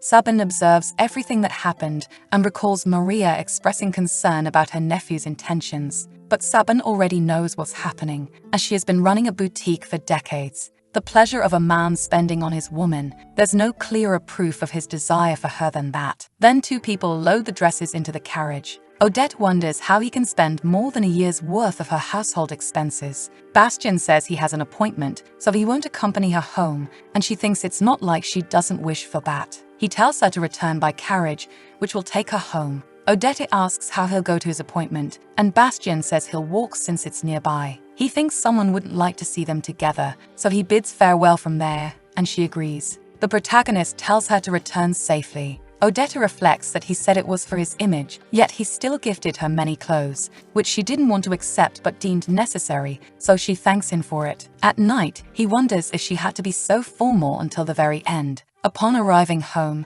his butler rushes towards him, and he asks what's happening. His butler says the princess is there. Isabelle comes running and hugs him, saying she came to see him. The princess wonders why he isn't saying anything. Bastien says he will take her back to the palace. She says she won't return, that she just escaped from there, and that it was very difficult to get to him. The protagonist says it's impossible to fool the imperial guards just because she's dressed like that, and they'll come looking for her at any moment, so she must leave before that happens. The princess asks why he treats her like a child, saying she's an adult woman now, willing to abandon the crown for him. Bastien asks if she is a girl or a woman, and what that has to do with him. The princess asks if it's because of her position as a princess or the difference in status, and if that's why he won't listen to her heart. And she says it's very hard being a princess, asking if it wouldn't be better to relinquish the title. The protagonist thinks about how her cousin, Odette, is humiliated and treated like a beggar, desperately fighting to maintain her dignity. Then he tells Isabelle it's better for her to hold tightly onto her position as a princess, since it's the only reason he still shows patience for everything she has done, because she's the emperor's daughter. Isabelle asks what he's talking about. He tells her to thank her royal lineage for being alive. The princess cries and asks if he knows everything she did for him, leaving everything behind for him. And she says he can't do this to her. Bastien says the only feeling he can offer her is the loyalty of a soldier serving the imperial family. Then he opens the door for the imperial guard and says that the princess is there. When he found her, she was at home, and he will take her back to the palace. He adds that the soldiers arrived just in time, and that he will now withdraw to take her. The soldier says that Captain Karzitz must accompany them. An order has been issued by the emperor for him to go to the palace as quickly and discreetly as possible. In another part of the city, Tara asks if it's true they are going to the amusement park. Odette confirms and says it will be next Sunday. Her sister thanks her and hugs her. The tutoring job Odette found that day pays much better than she expected, and beyond being attractive, it also offers housing. If Odette can escape this house and her father, she will no longer have to keep up the pretense with Bastien. She wonders what his intentions were in being kind to her on the day at the boutique. Soon he will marry someone else, but he will honor the contract before ending this. She imagines the South would be a great place to start a new life in a small seaside town. Odette tells Tyra that when she finishes her studies, they will move far away and leave their father behind. Her sister says they could live alone right there, and Odette responds that the capital is expensive and crowded, and a small town would be better. Tyra says she'll think about it, mentions that she's sleepy, and says she's going to bed. She also suggests Odette do the same. The protagonist thinks that when Tyra becomes an adult, she will be able to take care of herself, and it will be fine to let her choose when that day comes. But then Tyra asks who Mr. Closets is. Odette asks where she heard that name. Tyra recounts that their father said Closets would fix everything for them, and that someone had come to their house earlier and seemed to be demanding money. The protagonist is shocked that her father knows about him and wonders if her father went to him to ask for money. Her sister asks if Odette is going out so late. She replies that she is going somewhere and will be back soon, and thinks she must speak with the captain immediately. At the Imperial Palace, the Empress slaps Bastian. She asks how he dares to toy with the Imperial family and tells him not to think he will leave the palace alive tonight. The Emperor says that's enough and asks his wife to calm down. He explains that at times like this, it's necessary to maintain composure. He then asks a maid to escort the Empress back to her chambers. The Emperor states that as soon as the first ray of sunlight appears, Isabel will be taken elsewhere and will not set foot in Berk again until the day Bastian gets married. He explains that her departure will be announced as her recovering her health before marriage, and Bastian says he will keep that in mind.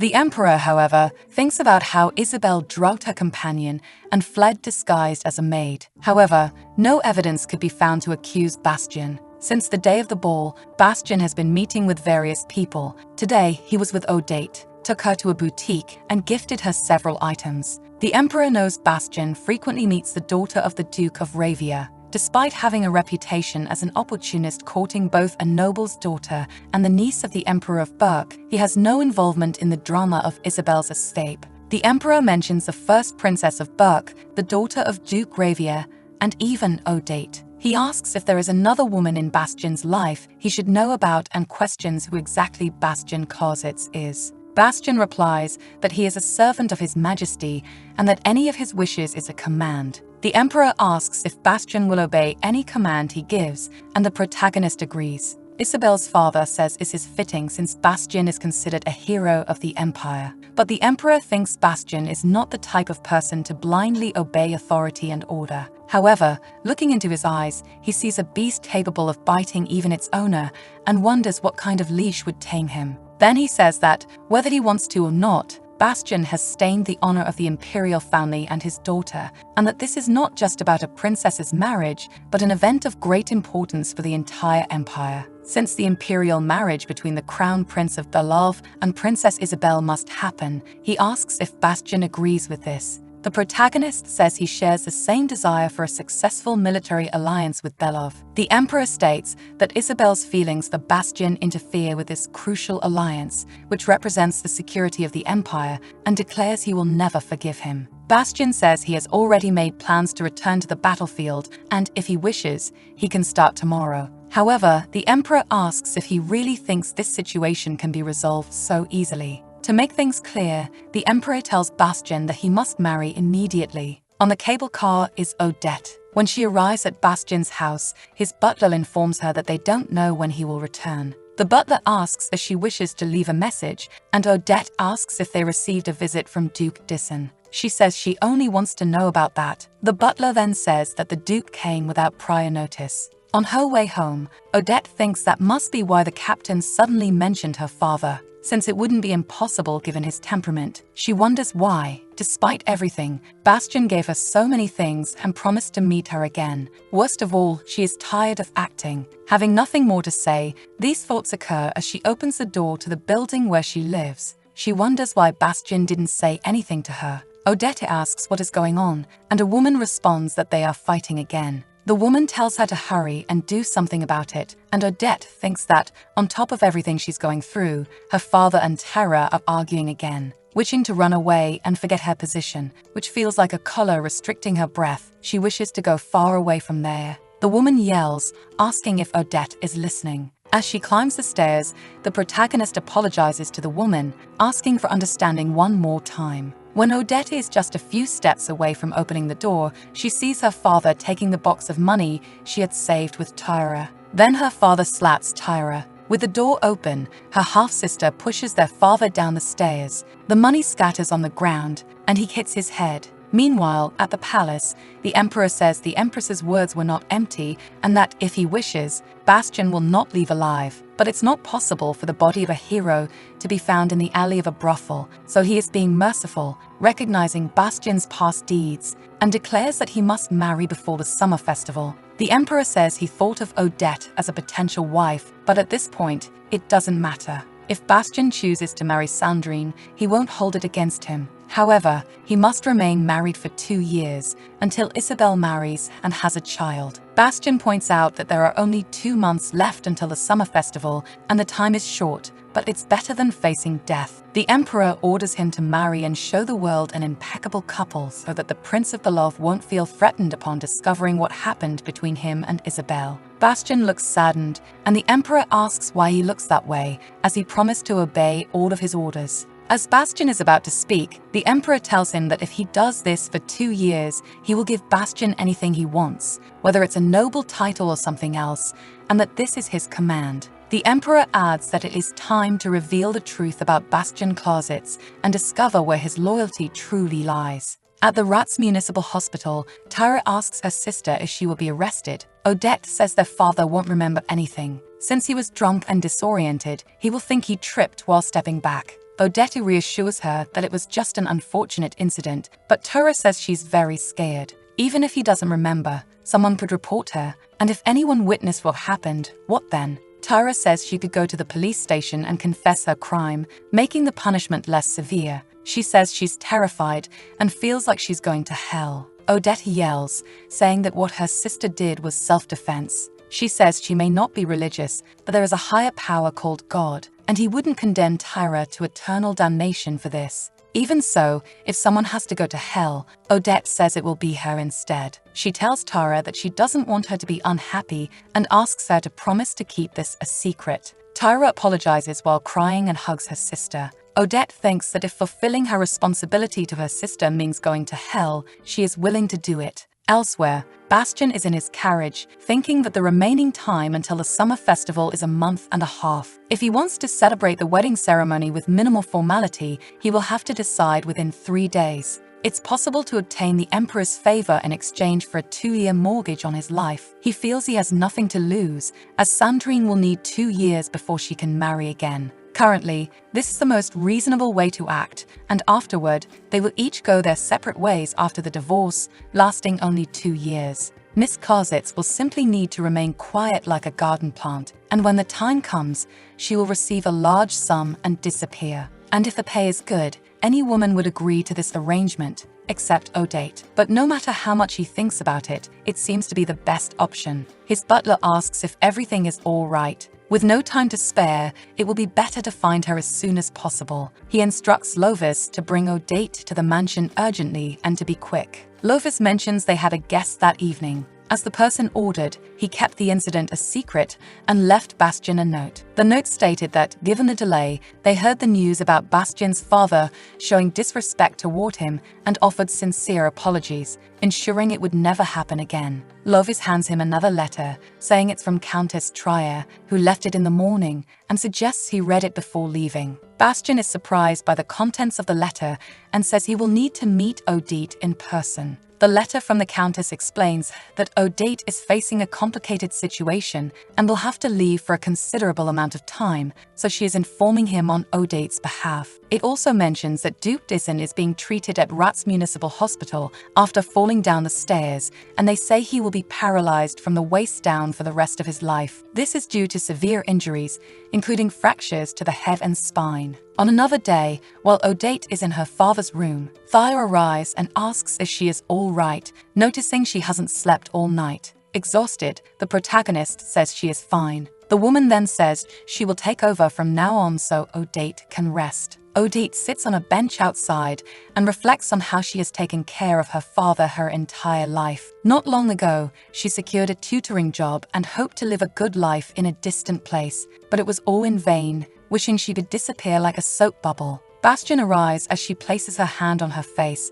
and he says he heard about the incident. He offers his condolences, acknowledges how difficult it must be for her, and asks if he could have a moment of her time. He hands her a contract and explains that it summarizes the issues he previously mentioned, asking her to take a look. The contract states that the emperor wants Bastian to marry, and he needs a wife for 2 years, with compensation to be paid in full. He believes Odette is the right person, and as she agrees, the marriage will take place at the end of the month. Odette shouts, asking if he wants to buy a wife for 2 years with money. Bastian says the term mutual benefit is more appropriate, offering her a job for 2 years. She retorts, saying how kind it is of him to suddenly show up at the hospital where her father is hospitalized, offering her a job. However, he explains he doesn't have much time due to the emperor's deadline. While she is his first choice, that doesn't mean she is his only option. The marriage would not be a bad deal for her. And when her father is discharged from a hospital, he will need full-time nursing care,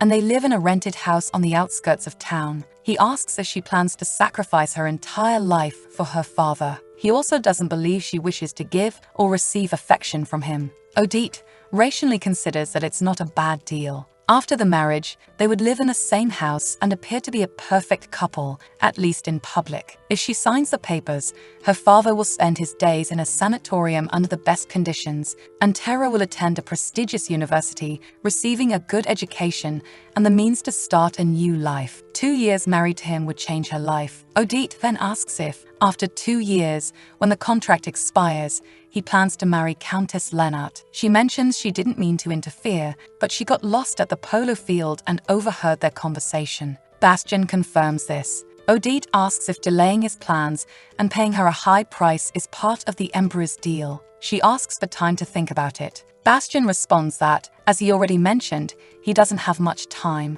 and if she declines, he will find someone else. The protagonist picks up the pen, fearing she might lose this great opportunity. After all, it's not so different from contracts she's dealt with before. Unconcerned about what will happen in the coming years, she decides it's better not to miss this chance and signs. At least this is better than being a nurse or becoming pregnant. Odette faints in his arms. When she wakes up, Bastian is carrying her in his arms. In great pain, she cannot pull away from him. Bastian enters a hospital and tells a nurse that Odette fainted and that he will go to Dr. Kramer's office. The nurse informs him that the doctor is not accepting new patients. Then he tells the nurse that she is Clauset's fiancée. The next day in the city, Thea says it's her first time organizing a wedding, and Odette thanks her. The lady says there's no need to thank her, as she enjoys the pleasure of earning money thanks to Odette. She adds that Captain Clauset asked her to make Odette the most beautiful bride of all, so she will work hard. Odette thinks that, over the past month, every day has been like a battlefield. Looking at her finger, she thinks her ring is very expensive. She hadn't intended to spend so much money, but Bastian didn't think the same and gave it to her as the engagement ring. Odette asks if it's really necessary, considering the wedding ceremony is so close. She reflects that such luxury, a month-long bride wearing expensive jewelry, accessories, and even living in a newly built summer mansion, seems unnecessary. Thea comments that Odette's fiancé is wealthier than people realize. Despite the tight schedule, the preparations have progressed without issues. Her father has been transferred to a hospital with the best facilities, and soon Tyra will attend a prestigious girls' school in Karlsbad. And just a few days after getting married, Odette will be far from her family. Bastian's father asks what he has done. Franz thinks about how he heard that his brother would spend his honeymoon in a newly built house. Building a mansion identical to the Clauset's family's home was a deliberate offense aimed directly at them. Bastian says perhaps he hadn't mentioned it before, that he wanted to build a house resembling his childhood home because it's nostalgic and warms his heart. He asks if they think it's because his childhood was beautiful and happy, which makes his father and stepmother furious. Meanwhile, Franz thinks this is madness and wonders how Bastian has so much money. He recalls hearing that his mother's grandfather was a wealthy merchant, and if he inherited that much money, he questions why Bastian became a soldier. Bastian tells his father that he wants to present the image of the Clauset's family as an example to the city, and that he wishes to follow his father's example. Afterward, as he walks through the city, a woman sees him. The woman is Sandrine, and she asks if he feels nothing for her and how he could marry without consulting her. Bastian says he doesn't remember inviting her. She complains that they haven't been seeing each other often because he's been busy with the wedding arrangements, and Bastian says he explained this issue to her father. He mentions that her father promised to give him a title after the divorce. Sandrine says she momentarily forgot how much her father loves money. The protagonist says she knows very well that he wants her family's status, while her father wants his money, and that they've been working together for a while, which is why they understand each other. He adds that he will marry her after the agreement with the emperor because the benefits he needs are tied to her family, but they will be married for only 2 years. If she doesn't accept, she should find someone else to marry. Since the wedding ceremony is about to start, he advises her not to attend. On the day of the ceremony, Odette is wearing a beautiful dress. In the end, she married the man she was almost sold to in a bet, and it's only a 2-year contract, after which she can start a new life. As they admire a beautiful landscape together, Bastian asks Odette if she loves him. She asks what he's talking about. Then Bastian asks what will happen to this mansion over the next 2 years. Odette asks if, during these 2 years, she will continue living in the mansion even after summer. Bastian says they've moved their base here and she will be alone for a while because he has work in Rats, but plans to visit her on weekends. The protagonist tells him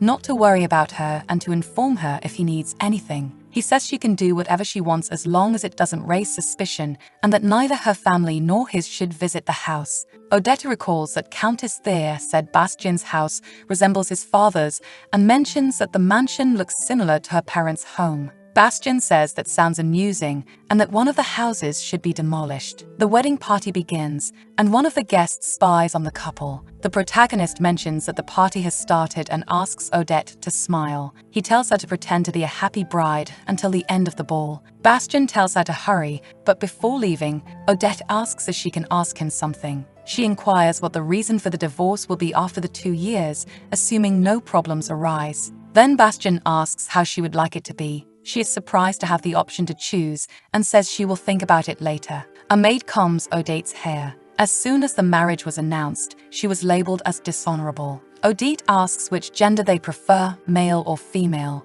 The two of them are betting on the gender of the child that will be born this winter, and from what she has heard, most people think it will be a boy. The woman who detained Bastian closets did so because she was pregnant. Odette then says she is sorry if she asked Molly, her maid, a difficult question. She explains that she thought it would be fine to include her in the conversation, as it seems neither of them is trying to be discreet, and she apologizes for being narrow-minded. Odette believes she doesn't need to worry about the rumors because, as time passes, everything will be clarified. She mentions that it's a difficult topic to discuss and asks if it wouldn't be better to be careful so it doesn't reach the wrong ears. Then she asks an older woman what she thinks, adding that if she hears it, she can't pretend she didn't, so she won't make mistakes. Dora, the head maid, agrees. During these 2 years of marriage, Odette doesn't want to waste unnecessary emotions. At night, someone informs her that the master said it would take a while before he could meet his guests. Dora adds,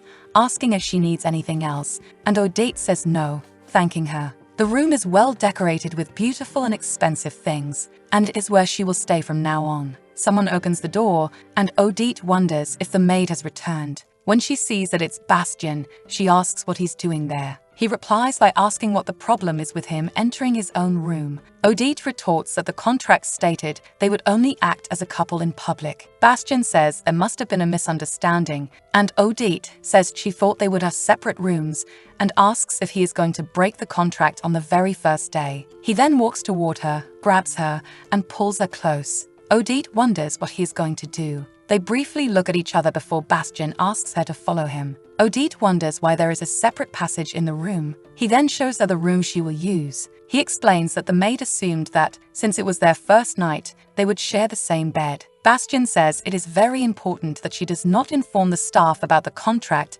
and believes she understands this. Odette agrees, and he says he looks forward to her becoming a perfect hostess in the future, then leaves the room. The next morning, in the center of Rats, where a financial company formerly run by wealthy individuals from the New World is located, a man tells Bastian that, in that case, he will provide updates on the progress in writing. The identity of the wealthy man, considered a god of imperial finances, remains a rumor. Bastian replies that no, the matters already decided should continue according to the board's decisions. No one suspects what kind of person the imperial financial god is. The man speaking earlier is Thomas Miller, an executive at the company and Bastian's mentor. He asks why Bastian showed up earlier than planned. Bastian explains that the original plan was to reveal himself after marrying Lavia. But now, due to the agreement with the Emperor, careful preparation is necessary to avoid wasting the opportunity. Thomas remarks that it feels like just yesterday Bastian was treated as a loan shark. He adds that establishing a prosperous company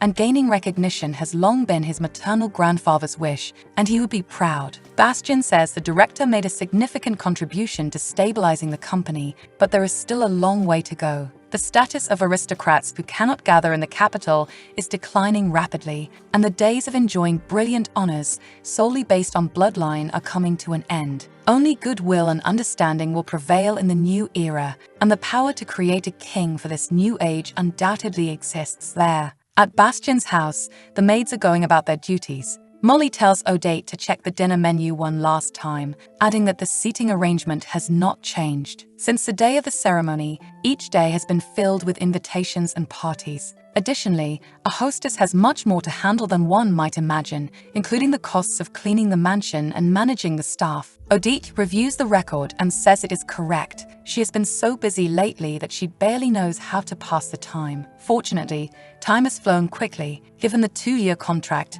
and she sees Bastian arriving. However, over the weekend, he visits her in the Ardennes. Odette waits for him at the entrance and says she missed him. Bastian says he thought about her all week and hopes she felt the same way. He then kisses her on the cheek. Smiling, he holds her hand and tells her to follow him because he has something to tell her. The maids gossip, saying it seems like the master wants to be alone with his wife, and her friend replies that it's only natural. They're newlyweds and must have missed each other as if years had passed. When they arrive in the room, she tells him to let go of her hand since no one is watching them. He asks her which of all the jewels he gave her is the best and wonders if that's all she plans to wear. Odette says she thought her presence wouldn't be required at the dinner and that excessive decoration doesn't suit this outfit. Bastian asks if she knows who the guests are tonight, explaining they are his academy friends who witnessed everything that day at the gambling hall. He says she must clearly show that she has changed since then, even though the situation back then indicated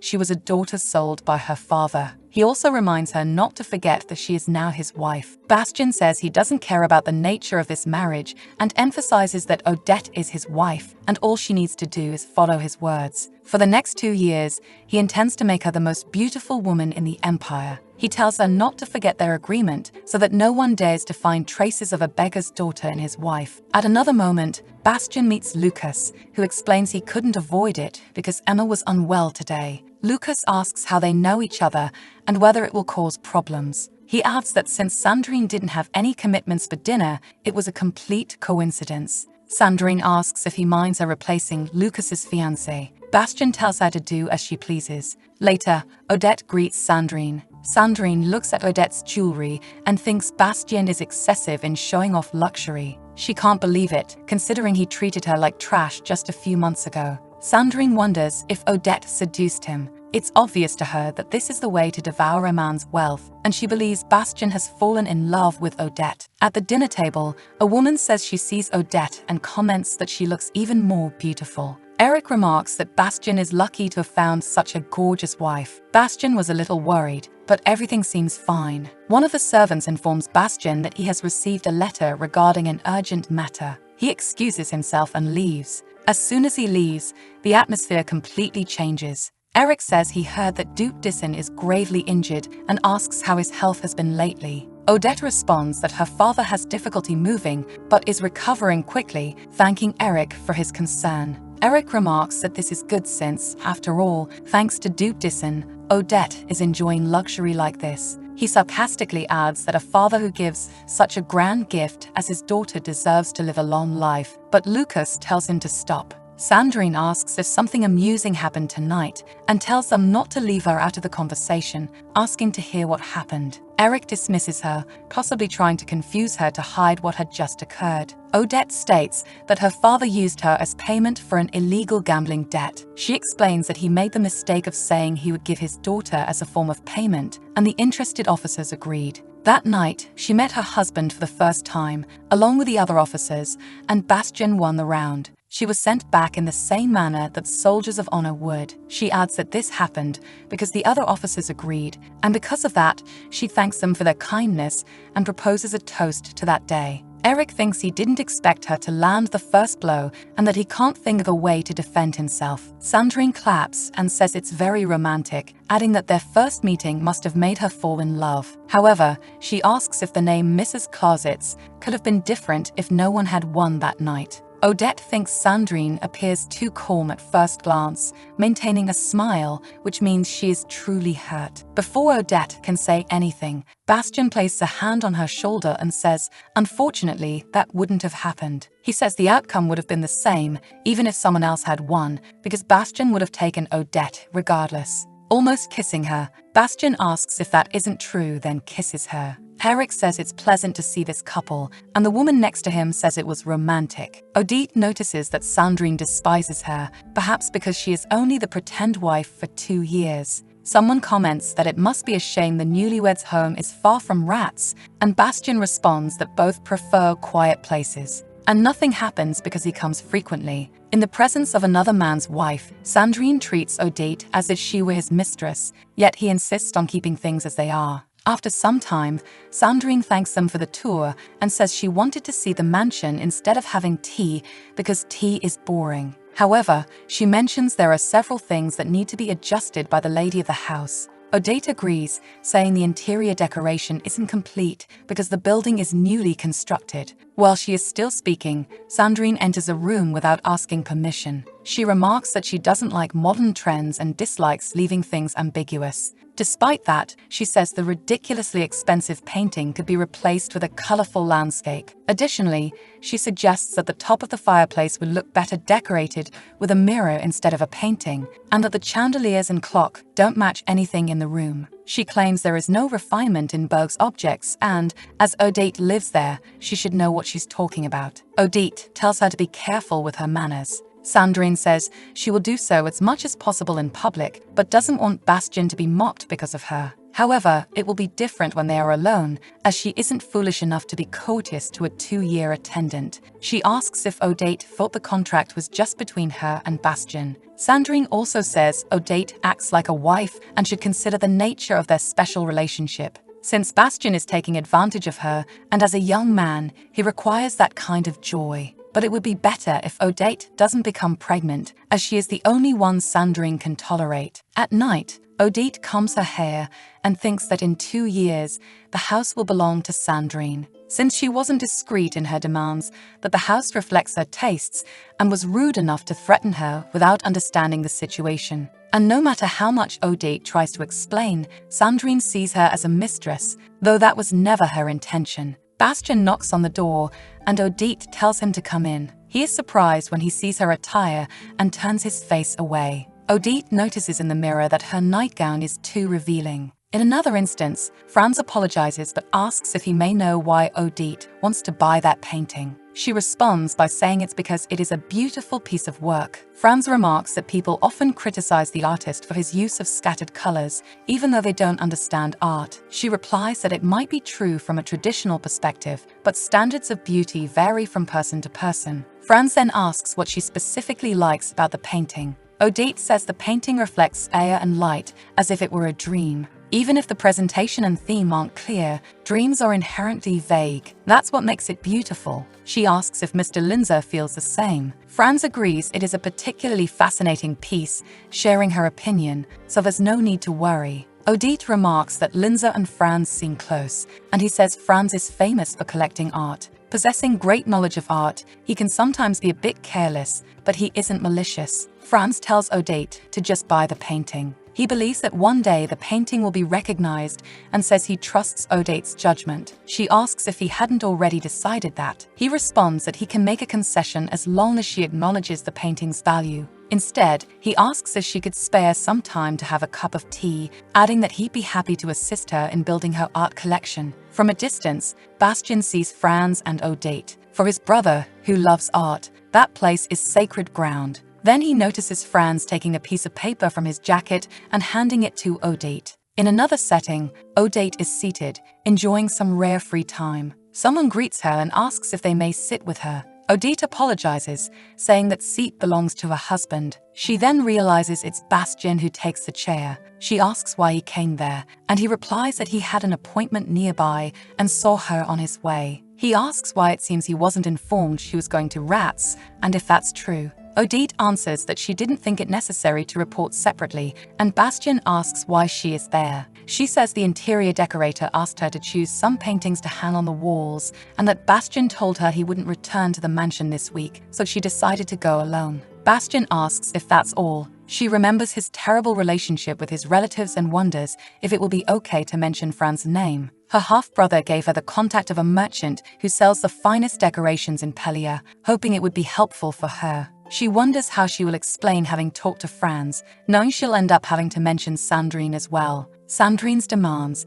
such as the clocked lamp needing to match Francia's quality and the lack of subtle aesthetic in the objects from Burke's, come to mind. But Odette doesn't want to explain these things to Bastien herself, saying she is merely following the requests of someone who will become his wife in 2 years. She then says yes and mentions that after buying the painting, she will take advantage of her free time. Since it's been a while since she last went out, it would be disappointing to return too early. Bastien asks if she hasn't forgotten anything, and she says no, that she just plans to rest a bit before heading back to Arden. He remarks that resting alone in such a large house might not be enough. He adds that she is someone who adapts differently and notes she seems tired of the comfortable life, becoming arrogant. This is the first time he feels curious about her thoughts. She asks if he's criticizing her now, and he replies that Odette isn't foolish enough to misunderstand what he's saying and asks why she's repeating the same mistake again. He also wonders what she must be thinking, appearing so noble and pious like a princess from a ruined kingdom.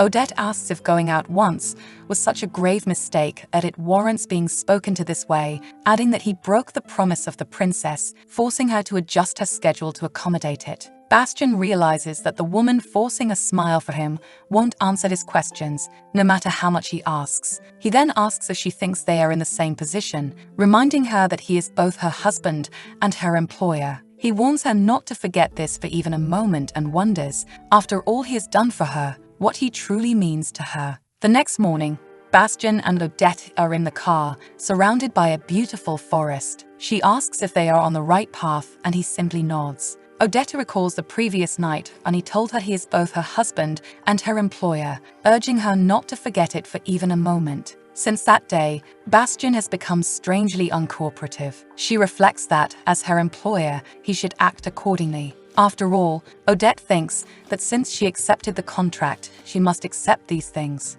That weekend, they were invited to the mansion of Marquis Demel, the Admiral of the Navy. Odette feels relieved that she won't have to spend too much time alone with Bastien. He tells her to win at all costs, and Odette assures him she will do her best. Before entering the mansion, she asks if she can ask him something, and Bastien agrees. Odette asks if his advice to win at all costs still applies if her opponent is him, and Bastien says she should try. It would be fun. Once inside the mansion, the Admiral immediately approaches Bastien to talk. The Marquis' wife comes to speak with Odette, saying it's her first time meeting Miss Closets because she had been traveling abroad for research. She introduces herself and mentions that the man nearby is Count Senders, a relative of hers and a renowned scholar who studied botany in Rats. She introduces Odette as Miss Closets to Senders, explaining that she is the wife of the captain who serves under her husband. She adds that her husband greatly respects him, and Bastien is called a national hero. She also mentions Odette as the bride who married last month. Senders introduces himself as Maximilian von Senders and congratulates her on the marriage. The Marquis' wife says she had worried he had contracted some terrible illness since he hadn't attended any social gatherings since returning to Berks. Zendas explains that his biggest responsibility now is spending more time with his daughter, who has been away from him for too long, noting that children grow up very quickly. Two women whisper, commenting on how dedicated he is. One says she wishes her husband would say the same. They joke that all the men should gather to learn from Count Zendas. Odette asks them about the Count's wife. The woman says that the Countess died in childbirth, which is why the Count went through a difficult time, as he loved his wife dearly. But she is glad that he is a strong man and that his daughter resembles his late wife greatly. Odette thinks he is completely the opposite of Bastien. Night falls, and they are still at the social event. Bastien asks a maid to take Odette to the guest room. After some time, Bastien realizes he has drunk too much, but thinks it is enough to fall asleep quickly. He assumes Odette is probably already asleep. He opens the door and sees that she is not in bed, wondering where she could be. Then he hears music coming from the direction of the bathroom. Seeing her standing by the window, Odette notices him and almost screams, but Bastien covers her mouth with his hand because there are still people in the hallway. He signals for her to remain silent. Odette wraps herself in a towel and asks why he is there. Bastien asks if she thought this room was hers alone and whether she would prefer to tell the Admiral, a friend of the Emperor, that this marriage is actually fake since they are only husband and wife in name, and whether that would justify giving her a separate room. Odette says she thought he wouldn't be there, so it wouldn't be a problem. She adds that she wasn't prepared this time and apologizes for the mishap. In the morning, Bastien wakes up and notices Odette is not in bed. He wonders if she fled the room. Searching for her, he finds her asleep on the sofa. He knows she won't run away because of the contract, but he questions why she refuses to sleep by his side. Even if he wakes her,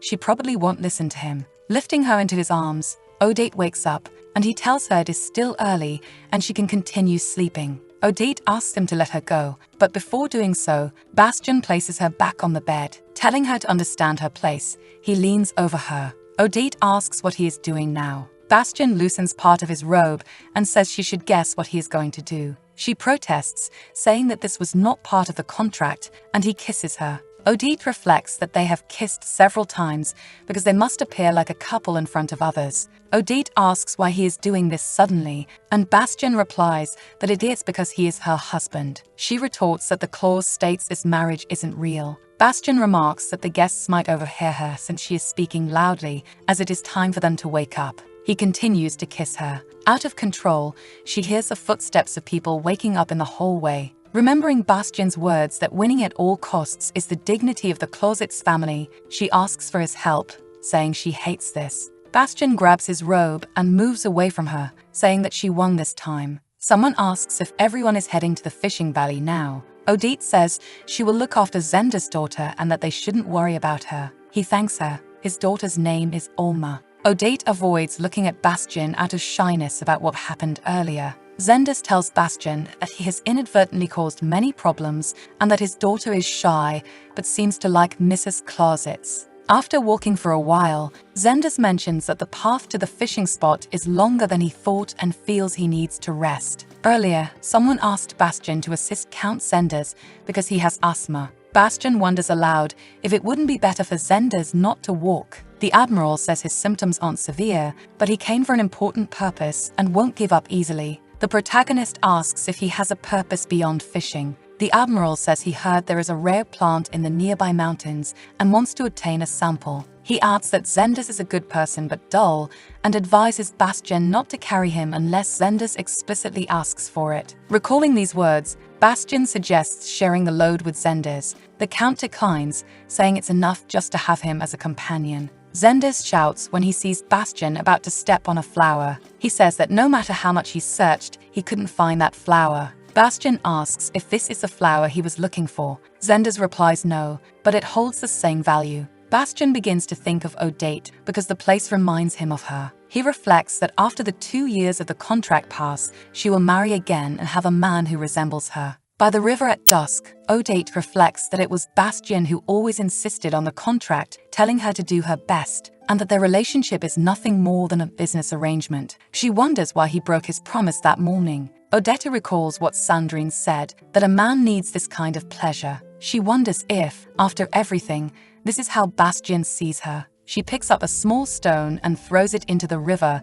reflecting on her thoughts, though she plans to tell him she came to collect flowers. Then she notices beautiful flowers on the other side of the river, a rare bloom, and thinks Olmo would love them, especially since the little girl is napping with her nanny. After removing her shoes and lifting her dress, she picks the rare flower and thinks the men must be returning from fishing by now. Her necklace accidentally falls from her neck. After some time, she finds it, lucky that the current hadn't carried it too far. Before she can pick up her necklace, someone else retrieves it. It turns out to be Bastian. The moment he sees Odette, he realizes he doesn't know what to do with her. While talking to the Admiral, he had made his way toward her. His boss jokingly asks if he couldn't resist running to his wife, but he couldn't stop himself from approaching her. Placing his hand on Odette's shoulders, he tells her that there are many people watching. Regardless, he thinks, she cannot escape the contract. If she causes any commotion and the Emperor finds out, her allowance from him won't be guaranteed, and Odette will live an even more miserable life than before. She is a woman with many responsibilities, and it's clear that he holds the advantage in this marriage. Accidentally, Odette nearly falls, but Bastian catches her. The next morning, the room is finally completed with classic landscape paintings and decorations from Pelia. Odette wonders if they will meet Sandrine's high standards. She reflects on how she had to spend another night in the summer villa. However, the incident of her and Bastian sleeping in the same room hadn't happened again, as he stayed up all night playing cards and only returned to the room at dawn. This meant Odette had to wake up early and leave to get dressed in the morning, and his usual indifference was a relief. While admiring the paintings, she thinks that most of the times Bastian has shown any emotion were during conflicts between them. Normally he is a good husband, just without any personal feelings. But that day, when she was defenseless in the bathroom, she wonders if nothing would have happened had she not refused his kindness to carry her to bed. Regardless, if Odette can protect herself for the remainder of the marriage, it's better not to oppose Bastian. From now on, she needs to be cautious to avoid running into him unnecessarily. The head maid informs her that the living room furniture has arrived. However, she hadn't ordered furniture for the living room. Upon entering, she sees a beautiful white harp piano and asks if Bastian bought it. The servant explains that they suggested adding a piano to the living room as it's the latest trend, and Bastian agreed. He proudly notes that such a piano isn't easy to acquire, even with a lot of money. It had been difficult to secure, but thanks to his connections in the musical instrument industry, they managed to order one. As Odette touches the piano keys, she thinks it's hard to believe a man uninterested in music would appreciate such a luxurious instrument. She reminds herself not to covet something that isn't hers. At night, Bastian is investigating a fraudulent mine and counterfeit bonds and securities that haven't yet reached the news. He reflects on shell companies producing golden opportunities. The big plan is complete, and what happens next will depend on his father's response. He knows he'll need an intelligent trap, but also must avoid acting rashly. However, the Admiral mentioned that His Majesty is concerned about his niece these days, as it's rare for a newlywed couple to be separated. The Admiral suggests that it might be better to put an end to these rumors. Bastian thinks there is only one way to ease the Emperor's suspicions. Lovis enters and says a message has arrived from the Verano villa. Bastian tells him to proceed. The servant explains that Odette asked if she could go to Rat's tomorrow because she wants to buy piano sheet music and asks how he should respond. Bastian asks, "Piano sheet music," and Lovis explains that his master ordered the piano from the interior decorator, which had recently arrived at the villa. The protagonist thinks she must have liked it enough to request it herself. Since the lake incident, they hadn't made eye contact. Bastian instructs Lovis to call her to the Admiral's mansion tomorrow at noon, suggesting they could have lunch together. The next day, Odette arrived early at the agreed location. Since it wasn't a familiar place, she decided to wait for a while and sat on a bench. Sandrine greeted her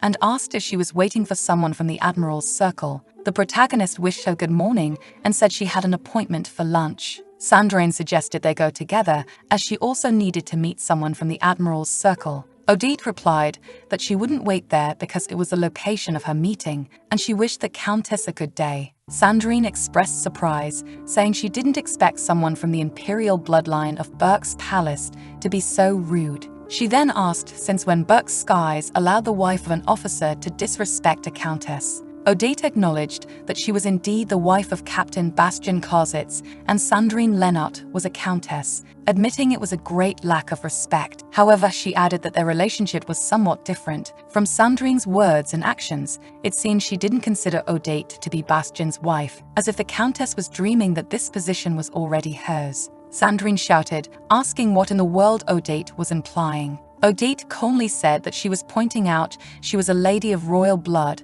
and asked why.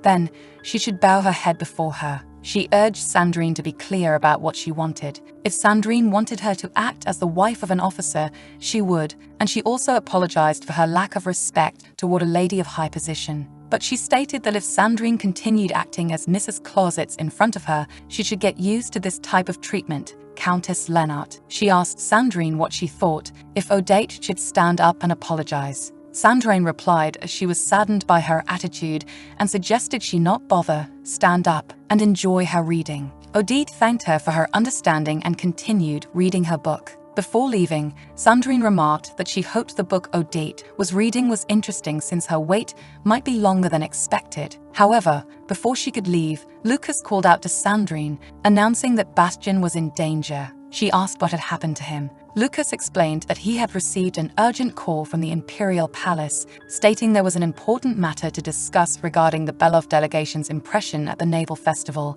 and that Admiral Demel would meet with the Emperor and Bastian. Sandrine asked about her lunch plans with Bastian. Lucas seemed surprised by her concern over lunch and said they had to hurry to the Imperial Palace. He added that he understood her feelings for Bastian, but assured her she wouldn't be able to see him today. He urged her not to overthink and to go have lunch instead. Sandrine asked if Bastian was already at the Imperial Palace. Lucas replied that he was probably on his way and mentioned that the imperial family's carriage had already arrived. She apologized to Lucas, said they would have lunch next time, and promised to take him to a restaurant as an apology before running off. Lucas wondered aloud what that meant and what she was planning to do. The Admiral stepped out of the carriage and, surprised, remarked that Countess Lennart was there. She greeted him with a good morning. The Admiral asked if she was feeling well, and Sandrine explained that she had gone for lunch with her cousin, Captain Abolt, and was about to return when she suddenly felt a severe headache. As the Admiral knew,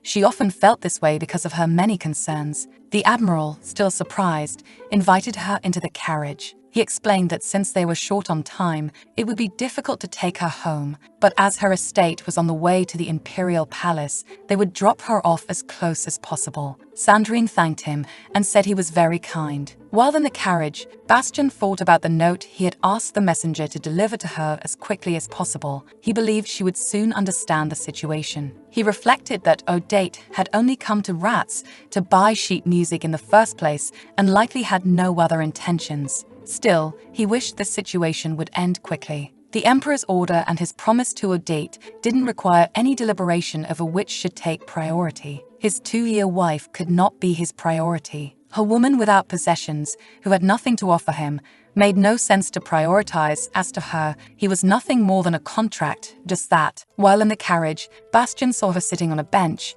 and Odette clearly saw him with Sandrine. Bastian wondered why she looked at him with such surprise. By evening, she was at the art gallery, sitting at a table. Earlier, the messenger had delivered the note to her. It explained that he had an urgent matter to attend to, so their lunch would have to be postponed. Odette thought that he had left with Admiral Demel for important official matters, fulfilling his duties. However, it bothers her that Sandrine is with him, even though she will be his future wife in 2 years. Odette realizes she has already lost him and feels at rock bottom, with the pain of loss proportional to the pressure weighing on her heart. But since he cannot be hers, she decides she will not hold any resentment in the first place. A man approaches her and says it seems she is alone, asking if he might have the honor of serving her a cup of tea. Odette thanks him and replies that her husband will arrive shortly. Later, in his office, Bastian reflects that a woman who had always been cold now seemed like an abandoned girl, and that she had always acted as though she had no feelings for him.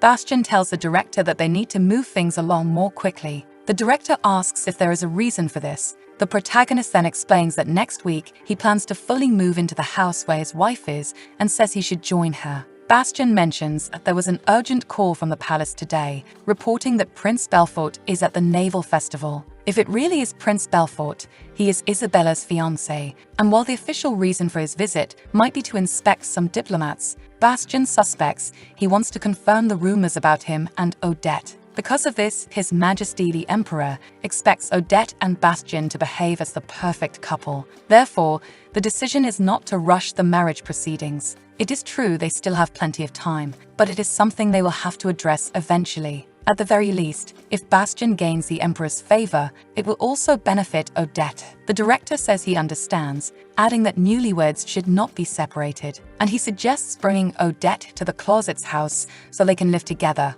asking if that's the plan. Bastian says that as soon as he resolves his affairs, he will live in Arden to take care of his business, and he won't burden his wife with things he can easily handle. Belfort says he thought his boss was against arranged marriages, but he has become a much better husband than expected. His boss says it's natural for him to win over a noble bride. The next day, the head maid announces that the master has arrived. Odette, sitting near the piano with a surprised expression, asks what's going on today. The maid says it's Wednesday. Then the protagonist wonders why he's there, since he always claimed to be busy and didn't even come home on weekends, yet he's there on a Wednesday. As she thinks this, the maid asks if it wouldn't be better for Odette to see the master as soon as possible. She says she heard he already went up to the bedroom and asks what they should do about it. Odette quickens her pace, thinking that this time she didn't even prepare properly and that the house is full of servants relocating, and strangely, Bastian went straight to the bedroom. A maid informs her that Bastian is in her bedroom.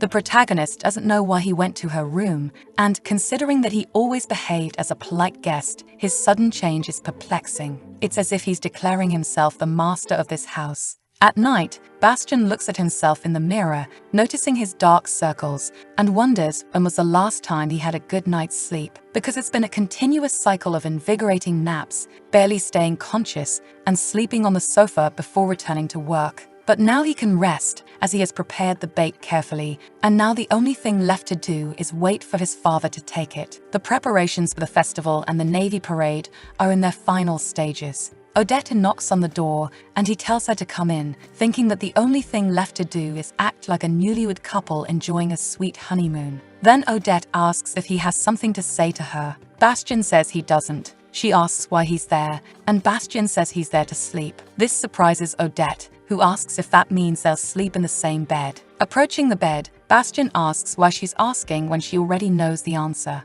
Odette says she now understands that their living together was expedited due to the prince's visit, and that she should show a more intimate and affectionate side. She says she'll be happy to cooperate with that, but asks if Bastian doesn't think it's unnecessary. He asks if, in case of an emergency at an important time, she'll be able to take responsibility. He adds that there must be many rumors about them not using the same room, but that's not enough to ruin their night's sleep.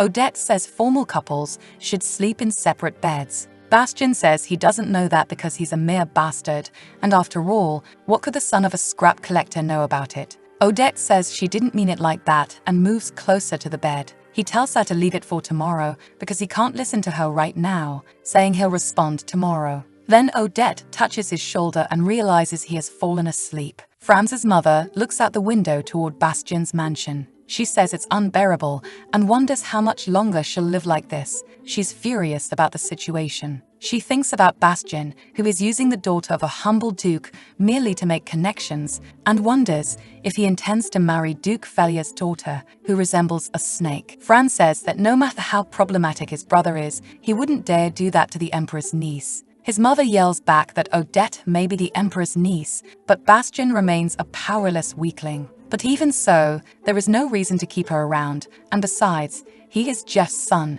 and his father didn't intervene before, unfortunately. Instead of trying to create a pretext to expel him, he ended up creating a monster. She feels like something is wrong. Everyone thinks they are madly in love, but the closest servants tell a different story, and Franz asks what she means by that. His mother says she heard that Bastian visits the villainess every weekend and always stays in his own room, which is inconceivable for a man madly in love with his wife. Franz is surprised and asks if she really went that far in her investigations. She says yes, because Franz must bloom like a noble flower of their family and not to worry, as she will handle the dirty work on his behalf, and that the world is changing, and nobles who don't control money cannot truly be called nobles, but he is different. With his father's wealth and her lineage, he is the perfect noble for this new era, and he should no longer disappoint his father. Also, to hold on tightly to his fiancée, because his father was pleased that his son became Count Klein's son-in-law. Looking into his eyes, she asks if he can do that, and he agrees. It's already night, and Franz finds a paper in his drawer, a wrapper from a sweet Odette had eaten. And he wonders what she is doing now and wishes he could at least gaze upon her beautiful face without restrictions. Then he takes a notebook and starts drawing, having no choice but to admit that he desires Odette. The next morning, Odette wakes up, and the first thing she feels is someone watching her. Bastian is looking at her, and Odette wonders why he is staring so intensely. After her last visit to the village, Odette isn't sure it's wise to sleep elsewhere. So this time, she resolved to endure and lay down in bed. The next day, Odette is surprised to have slept so well. She has never slept deeply before, even when sleeping alone, and wonders why this suddenly changed. Bastian touches her chin. Because of this, she thinks she should greet him first since it's morning. But she feels embarrassed to say good morning to him in her pajamas. Someone knocks on the door and says they prepared the tea Bastian requested, and he gives them permission to enter. Bastian asks Odette if she is ready. However, she wonders what preparation he is referring to but agrees because she feels she should. The maids enter, bringing breakfast. Odette realizes that the preparation is actually a charade. Both in pajamas, with his abdomen showing, lead the maids to think they did something more that night. Later, Odette plays a beautiful melody on the piano. Bastian admires her from a distance and thinks she is an extremely diligent woman. And after observing her for a few days, it became clear that Odette never misses the moment to act, taking great care of the mansion's tasks, as if she were a servant who never neglects her duties, even though she could have entrusted this to the head maid. She is constantly building her presence in society, something he did not expect. Even though he never thought she would dedicate herself so much to her hostess duties, perhaps he didn't make a bad deal after all. Odette notices he is behind the door and asks when he arrived. Bastian tells her to keep playing the piano because it calms and relaxes him. She thanks him for the encouraging praise, but says she still has a long way to go in her learning. Since it's been a long time since she played the piano, her fingers are rusty. And that's why she will play for him again once she reaches a level of skill she is proud of. Odette wonders why she said that since she will leave in 2 years. Bastian asks about when that time comes. Then, Odette says she will play properly for him. A servant tells him the horses have arrived. So, Bastian asks if Odette knows how to ride a horse. She feels breathless every time Bastian does this, catching her off guard. Then she says she can and thinks she will do her best to appear as a loving wife because, after all, that is their agreement. The servant says the mare's name is Shani, a 3-year-old filly, very gentle, and that Odette likely won't have any problems with her. Bastian tells her to let him know if anything bothers her, adding that they have arranged a training horse, but Odette says she doesn't need it, as she learned to ride when she was young,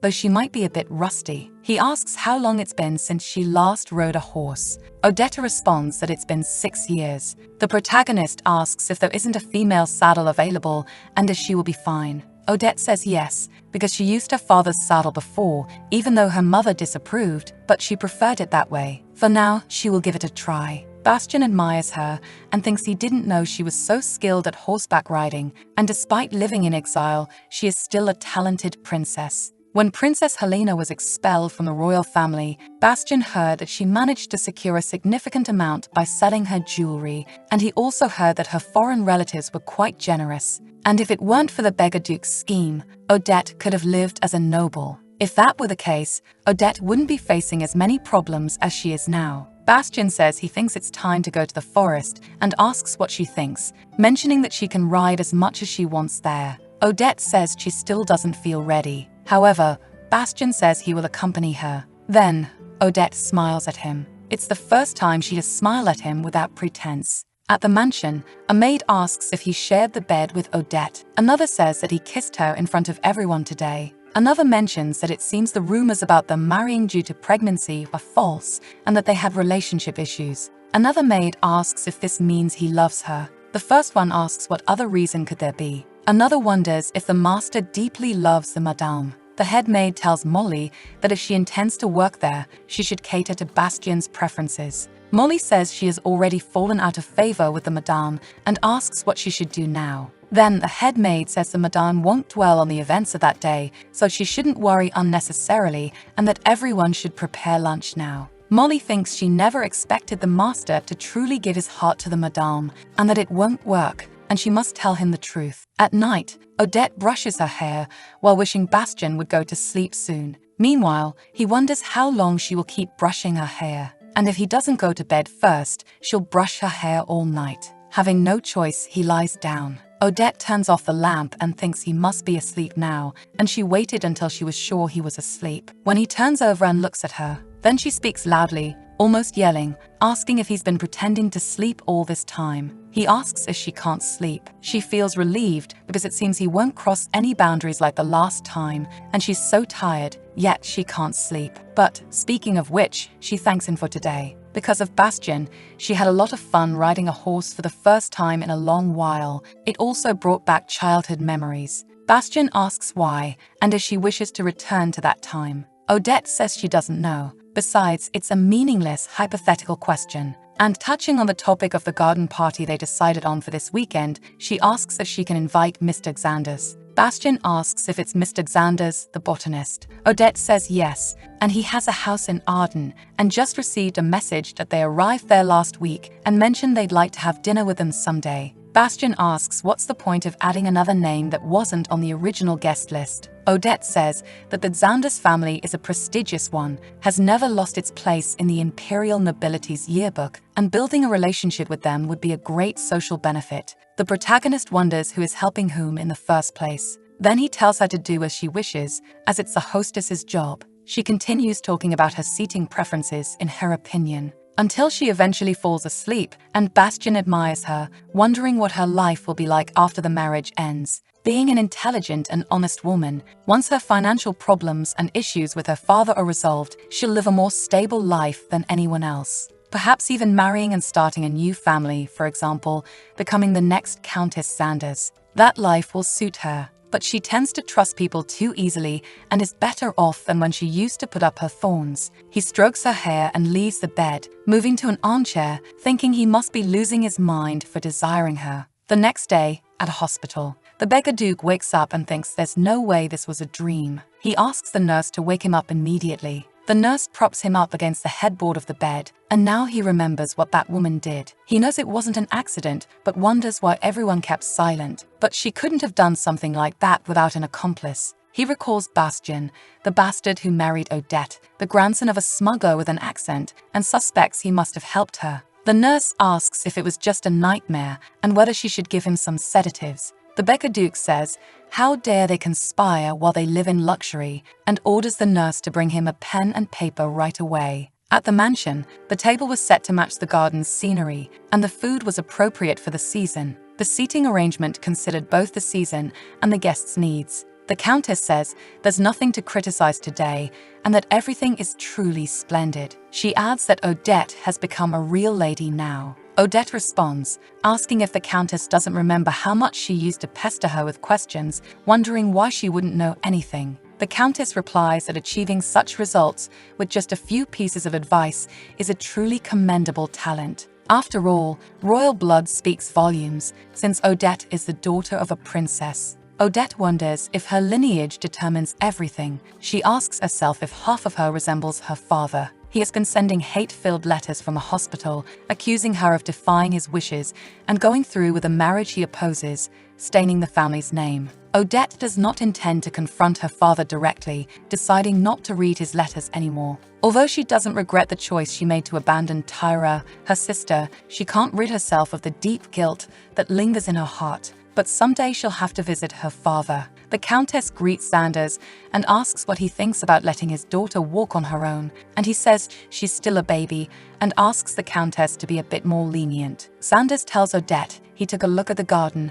and that the landscaping is magnificent. Meanwhile, Bastien thinks he cannot help but recognize that Odette is now a competent hostess. A woman who was viewed with disdain and pity last spring has now become a flower of society in just one season. As if it were the natural order of things, like a queen who has lived nobly all her life. It's a coronation paid in money, and if he can create opportunities that the world didn't give her, he can do so at any time. There's no reason to deny that his wife can shine brighter than anyone else. Then he wonders where she is. He sees her behind him, holding Xander's daughter. Xander says he'll take his daughter now. He praises Bastian, saying he was impressed by the captain's magnificent performance. Bastian thanks him and says it's all thanks to his dear wife. Alma begins to cry and calls Odette mommy. A woman at the party asks if Alma just called Odette her mother. The Countess explains that Alma is jealous of other children with their mothers and that Odette loves children very much. Xander apologizes and says he'll calm his daughter immediately,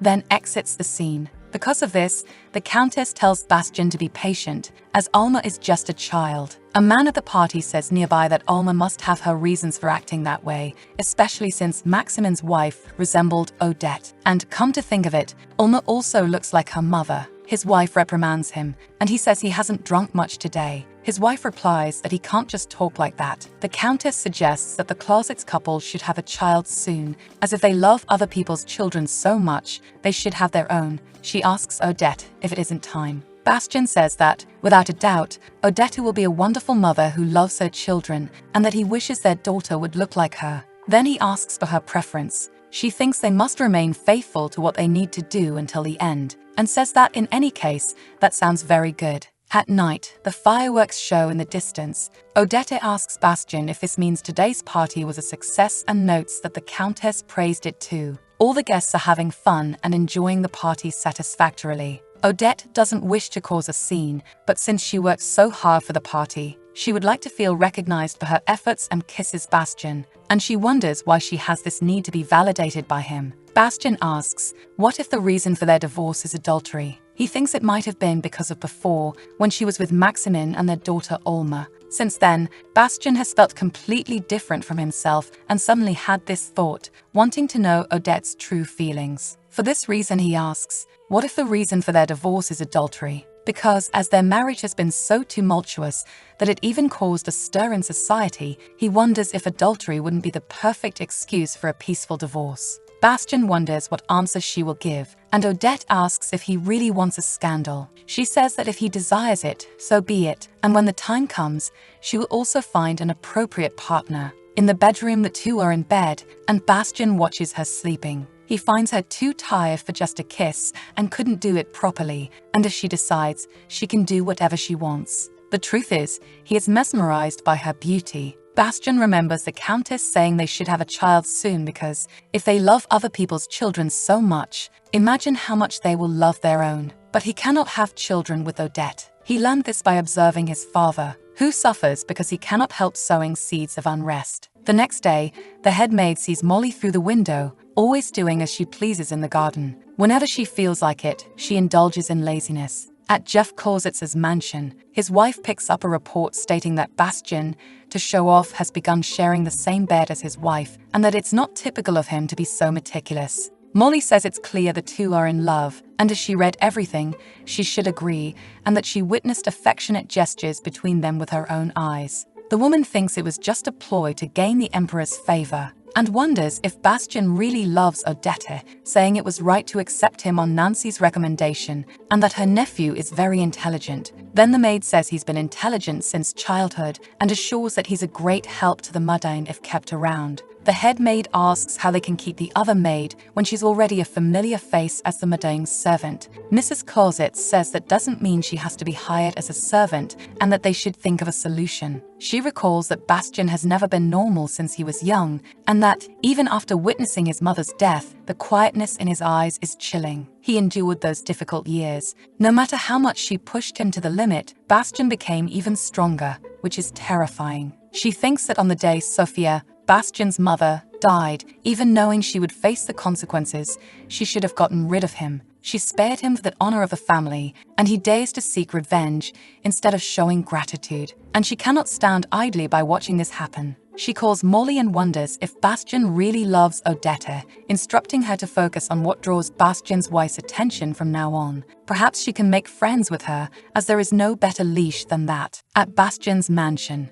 Odette thinks about how she felt emotional yesterday because she was praised by the Countess. Bastian tells her not to leave starting tomorrow because there's no need to trouble herself by waking up early and dressing formally. Odette wonders what she expected from this fool. After all, it's just a contract with a set expiration date, and if she doesn't show her emotions, there will be no conflict. She says that, in any case, she has no problem waking up early, and it's nothing compared to the joy of seeing him again. He thinks her acting skills are improving with each passing day, and he pulls her closer, thinking that by the time of their divorce, she might even land a lead role in the Royal Theatre. He tells her that if there's something she desires deeply, she should say it, and Odette says he knows she only needs him. Last night was like now. She also said she would find an appropriate partner, and she said it with the same calm expression she used when readily answering a question about a partner for an affair. She tells sweet lies with such smoothness, and they kiss.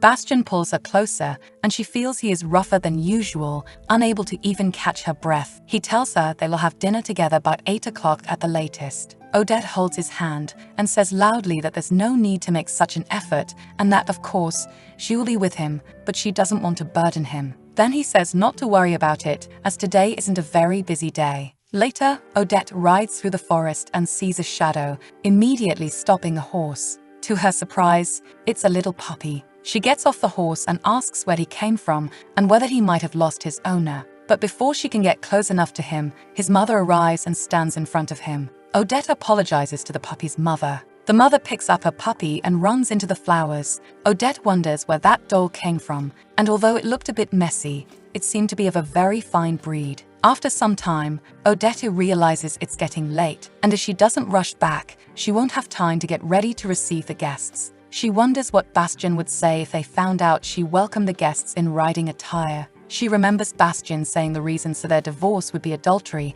and that, eventually, their end would come to that. But at least until then, she wants to handle things well. It might seem like she's conscious of people's eyes on her, but Bastian has been very considerate toward her, giving her a piano, allowing her to ride horses, and providing horses and equipment whenever she wishes to ride freely. She knows he has shown her kindness so far, but she won't cling to words that might hurt her feelings. At least, as a good collaborator, she'll make sure to leave a lasting impression on his mind. Since all she wants is a decent ending with Bastian, she gets on the horse and rides back to the mansion. A few hours later, the servant says the master has mentioned he'll be delayed tonight due to work at the company, and as proof, he'll be staying at Mr. Muller's residence, so he'll let her rest now. Odette thinks there was no mention of staying out overnight this morning. After all the traveling, he'll only rest briefly before leaving again at dawn. Perhaps it's more comfortable to stay at a friend's house in the capital. Locus asks if he can make a request and if now is a good time to speak. Odette agrees, asking what it's about. He says he's worried because Bastian hasn't been eating breakfast properly lately, even this morning.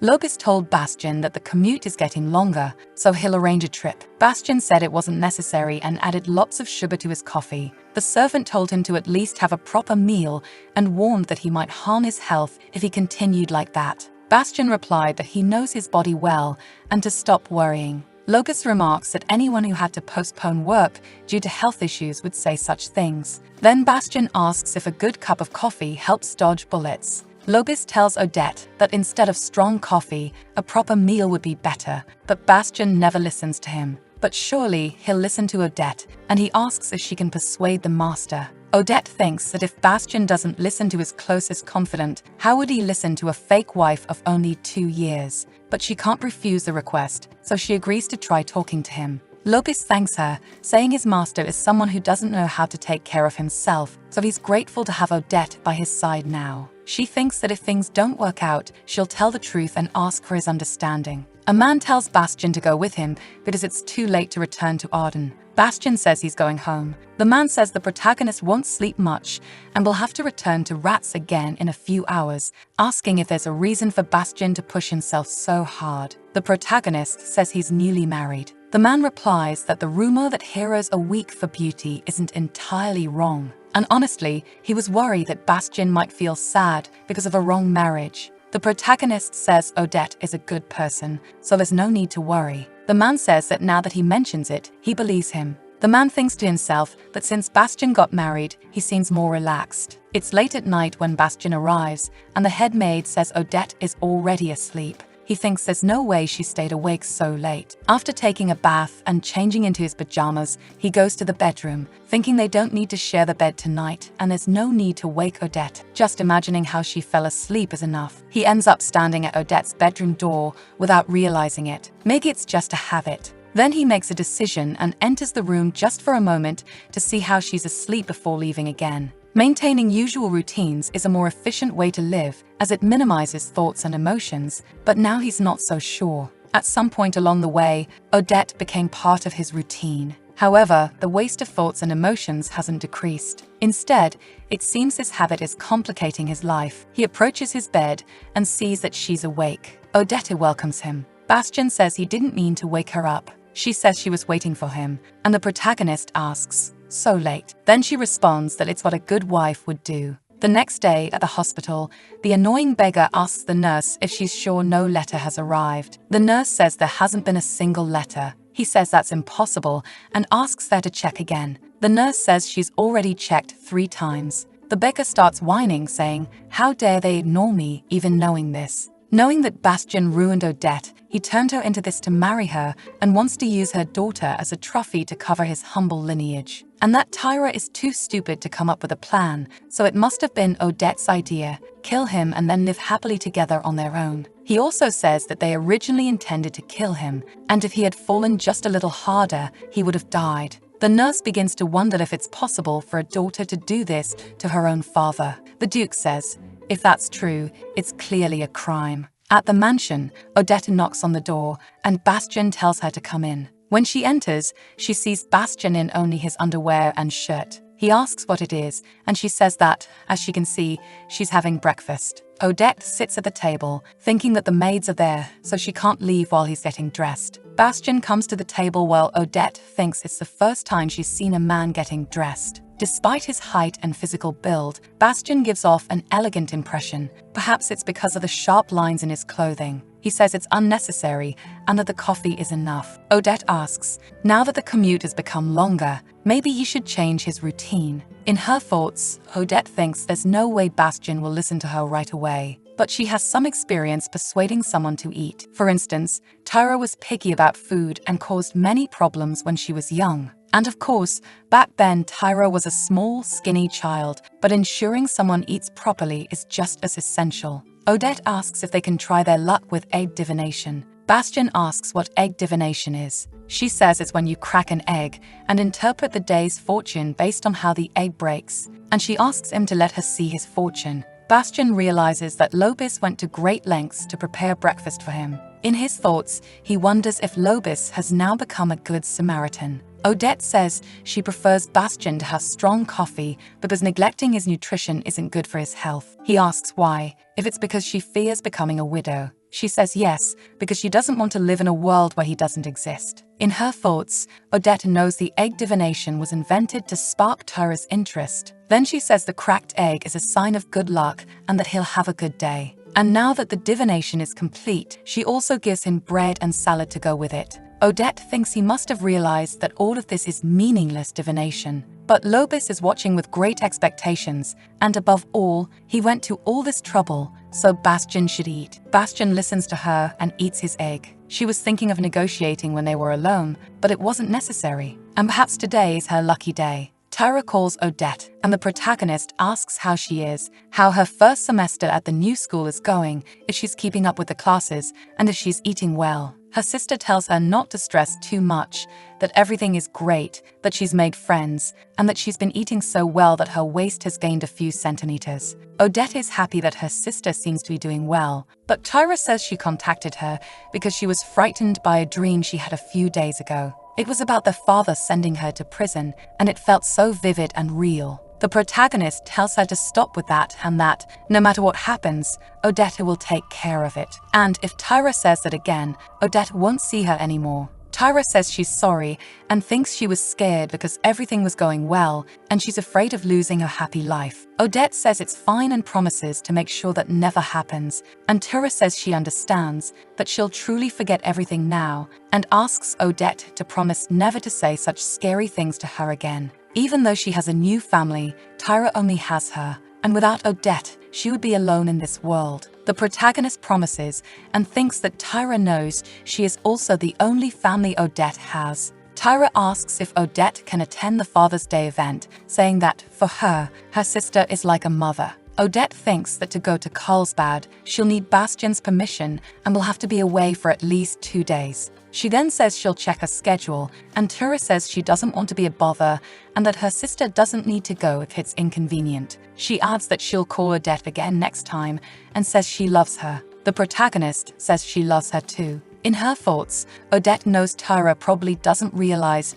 she's in a position where she can't leave without permission and that they made such a grand marriage as if they were truly happy. But she can't dwell on things she cannot change. There's no need to ruin a good day by being overtaken by unnecessary sadness, and she should go for a walk before the sun sets. Someone knocks on the door and says the guest has arrived. Odette opens the door and says, as far as she remembers, there weren't any visitors scheduled for today. The headmaid explains that, although no visit was planned, the guests expressed a desire to speak with her and asked if she could spare them some time. The headmaid hands over the business card provided by the visitors, and Odette is surprised by what's written on it. Elsewhere in the city, Bastian sees his father with a mistress. Her hair is platinum blonde, and her eyes are sky blue, yet another woman resembling his late mother. It's a rather macabre hobby, endlessly searching for substitutes for the woman he used and discarded. It's remarkable the great love his stepmother must have to tolerate such insolence.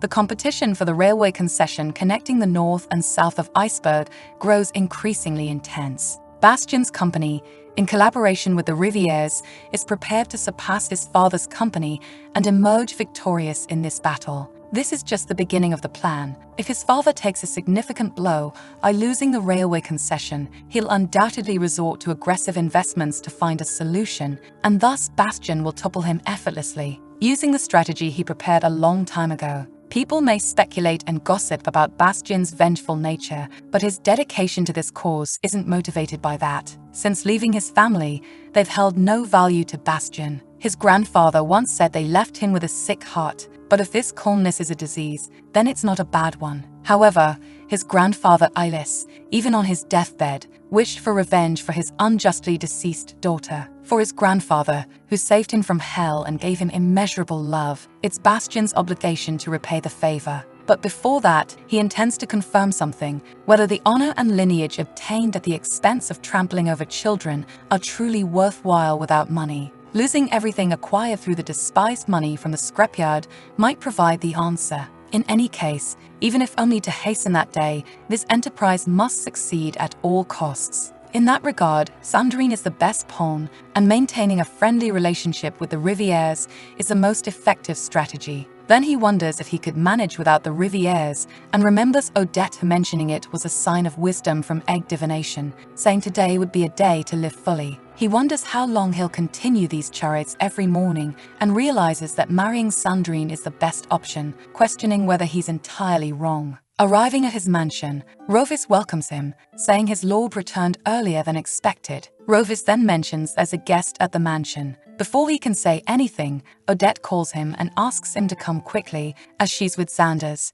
Meanwhile, the nurse is lost in thought about what she heard from the beggar Duke, that his daughter clearly wanted to kill him and that, had he fallen down the stairs with more impact, he would have died right there. And thanks to his son-in-law and daughter, he has the luxury of enjoying a private room in a hospital. But she wonders if there's really something happening that's making him lose his appetite. Soon, she thinks it must be another patient developing a sense of victimhood. She also considers that she's seen 1 or 2 patients develop depressive and hallucinatory episodes from being confined to a hospital room. She notices a woman arriving early. Her name is Susan. At Bastian's father's mansion, his wife asks the maid if she's saying that his son-in-law and his own daughter conspired to leave him confined to that hospital bed. Susan confirms it, saying he keeps claiming so and causing a real scene in the hospital room, but it seems to be some kind of mental disorder. After an accident left him unable to walk again, it's impossible for him to remain unharmed. Duke Dizon has been completely forgotten since the accident that left him paralyzed. The lady of the house considers him the crucial piece of this puzzle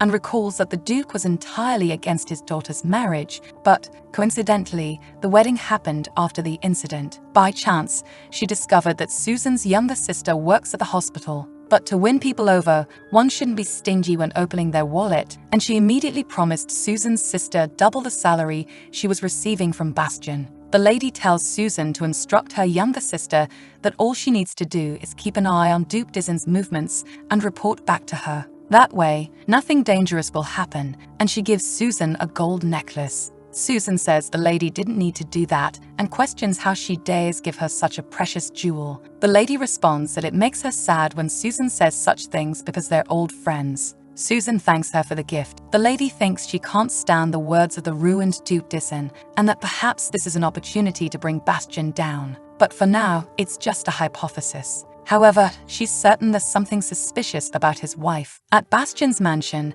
Xander says it's a shame he has to leave without having had a proper conversation with him, but he's glad to see him. Bastian greets him, saying he didn't expect the Count to visit his residence. Xander says, first of all, he apologizes for the mistake of visiting without prior notice, though he doesn't seem truly sorry. Bastian asks what brings him there. The Count says he regrets not being able to properly apologize for his daughter's mistake at the last party and that he wanted to invite them to his villa for dinner. However, due to family matters, he has to leave Arden earlier than expected. Bastian thinks he's sure that if given the opportunity, someone else would gladly accept the invitation. He might seem humble, but in the end, he belongs to a unique class of aristocracy, being a true nobleman. For this reason, Bastian suggests they could have dinner together that evening, but Xander says it's unnecessary and thanks him. Explaining that he has to leave to catch the train, he came to greet him before his departure, and Bastian asks if he wouldn't like some tea because leaving like this might leave him feeling uneasy. Xander says he already had tea with Odette, so there's no need to worry. Even though he doesn't deserve it, Bastian has treated him well. He apologizes once again to Odette for what Alma did that day.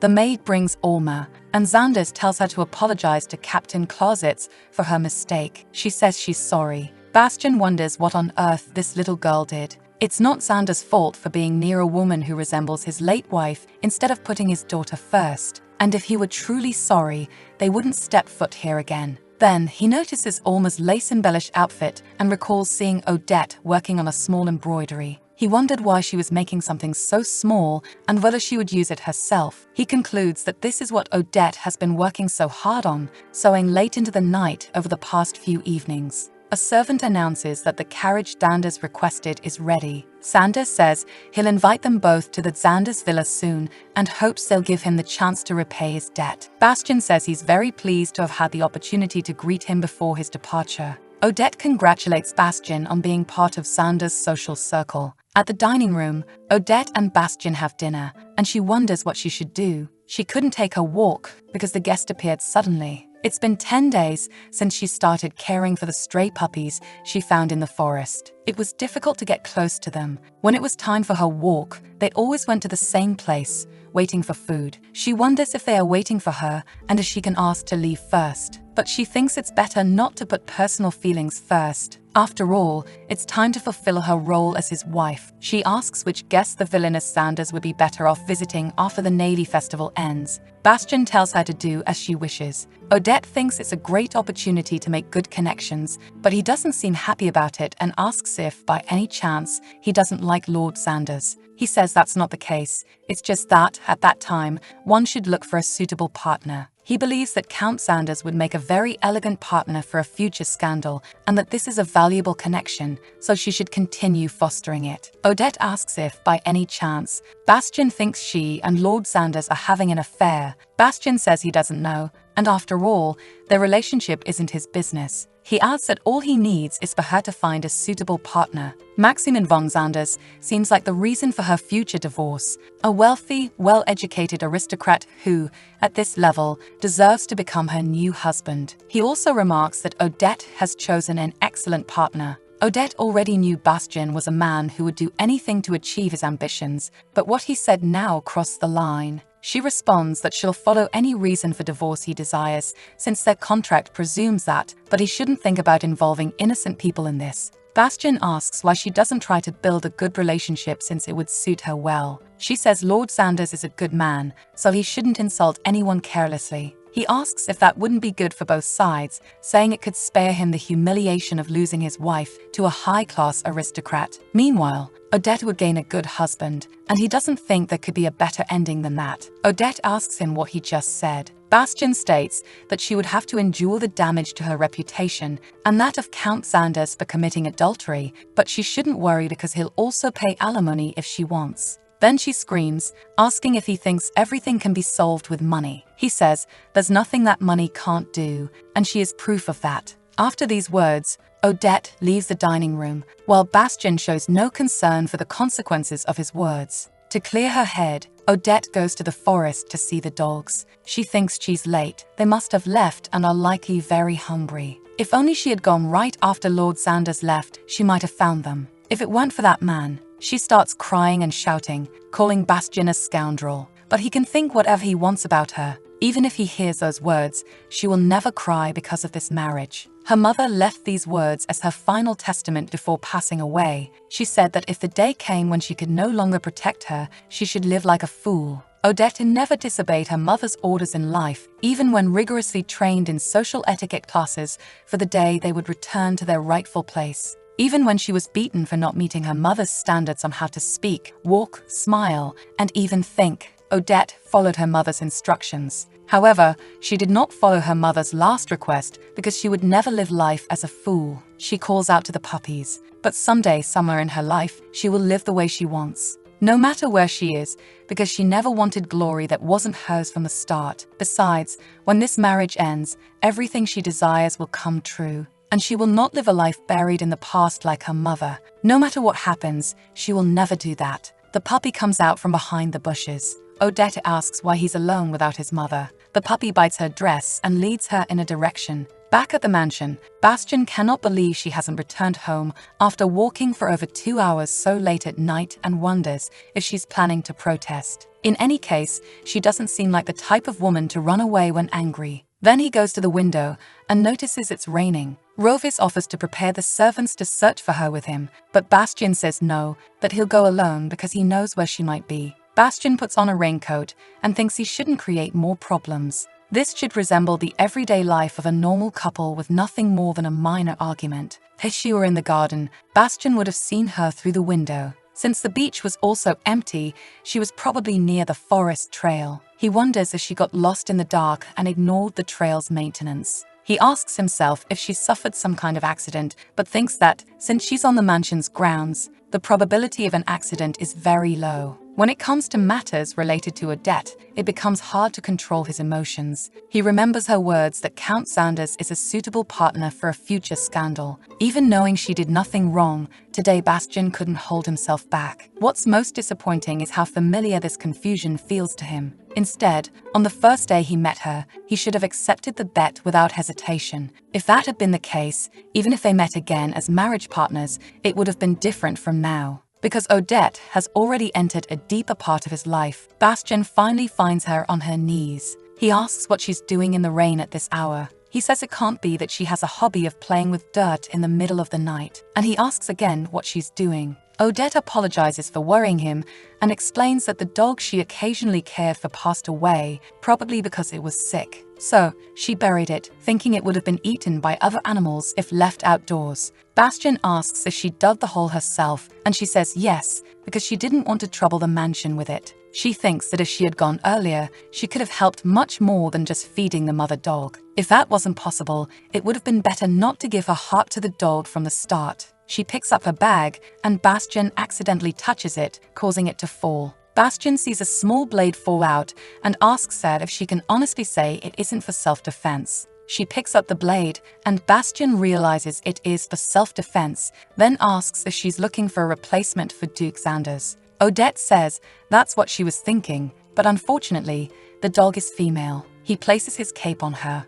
Even so, she says it's fine and unnecessary, but he tells her not to be stubborn and accept it. She feels the warmth of the difference in temperature, and Bastien extends his hand. He tells her they should go back now. When Odette heard his voice calling her, she was genuinely happy, even though she knew he was the bastard who hurt her. For that reason, she hated herself for feeling such joy. Odette asks him to let her take the puppy because it won't survive if left there, as it's an orphan. Bastien says it would be better to buy a dog she wants to raise and thinks the puppy looks in bad condition. She insists she wants that specific puppy and doesn't want to cause him any inconvenience. She adds that she'll care for it quietly and leave with it, asking him to bear with it a little longer while she's still there. The next day, at the mansion, people comment that the Lord brought a dog. One of them says the Lord mentioned it was the Madame who found it in the forest, and another maid says she saw Bastien holding Odette so affectionately while taking care of the dog. But the Madame was stumbling a lot, so the Lord carried her in his arms.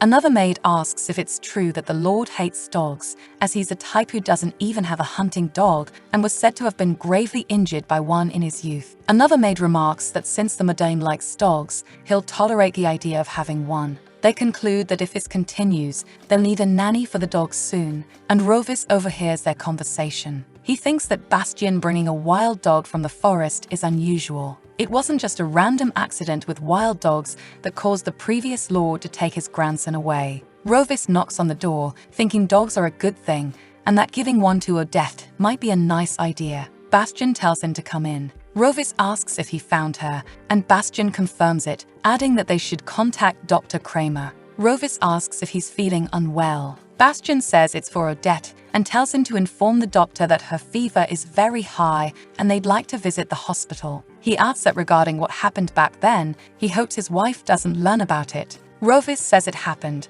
and Bastien agrees, saying that what Rovis is thinking is probably true. He also mentions that he doesn't hate dogs, but he simply doesn't like them much. The next day, Odette ties a ribbon on the little dog. She's happy that Bastien allowed her to bring Margaret to the mansion. Then she wonders why Bastien did it again, like taking care of her when she had a fever. But it's not as if he cares about it, and thinks he must have imagined things since he wasn't feeling well. A season has already passed since the wedding. After the snow melted and the flowers bloomed, summer has returned, and at this pace, another year will pass, and the marriage will be near its end. She knows she must prepare for the termination of the contract. Tora and Margaret are the family she's responsible for, and maybe moving to another continent isn't a bad idea. They could start a new life where no one knows them. The compensation promised by Bastien should be enough to buy a small house, but the problem is the cost of living, so she thinks about becoming a piano teacher. If she can recover her previous skills, she'll be able to offer piano lessons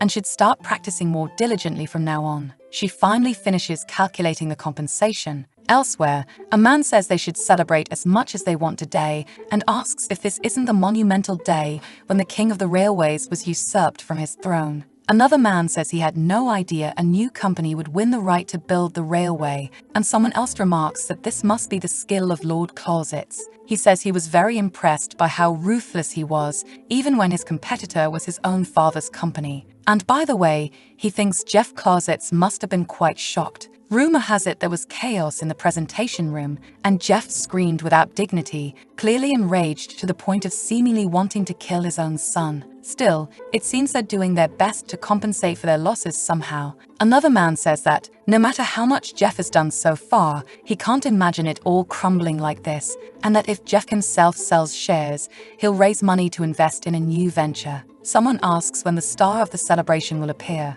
They say a party is being held at the company right now, and they need to hurry to leave. The conversation shifts to the weather, and they remark that it's perfect for hunting today, while Bastien is behind them, listening. One of the men mentions that since the bidding was successfully concluded, they'll be able to hunt together later. Bastien thinks about how, because of hunting, Odette has an old pocket knife that she doesn't even know where she got from, which she must have carried every night for self-defense. The neighborhood where she used to live didn't seem safe at all, and it was sheer luck she managed to protect herself. He tells a man that he needs to rest for a bit. At his mansion, Bastien recalls the head maid saying Odette was in a room. Since she didn't come even after he waited for a while, Odette must have gone somewhere else in the meantime, and this is the price he has to pay for refusing to be the main character at the party. Bastien finds a paper on the table. It's something Odette wrote about starting fresh on a new continent or at the Empire's frontier. He realizes she's made plans for how she'll live after the divorce. He reads the table of compensation fees to be paid.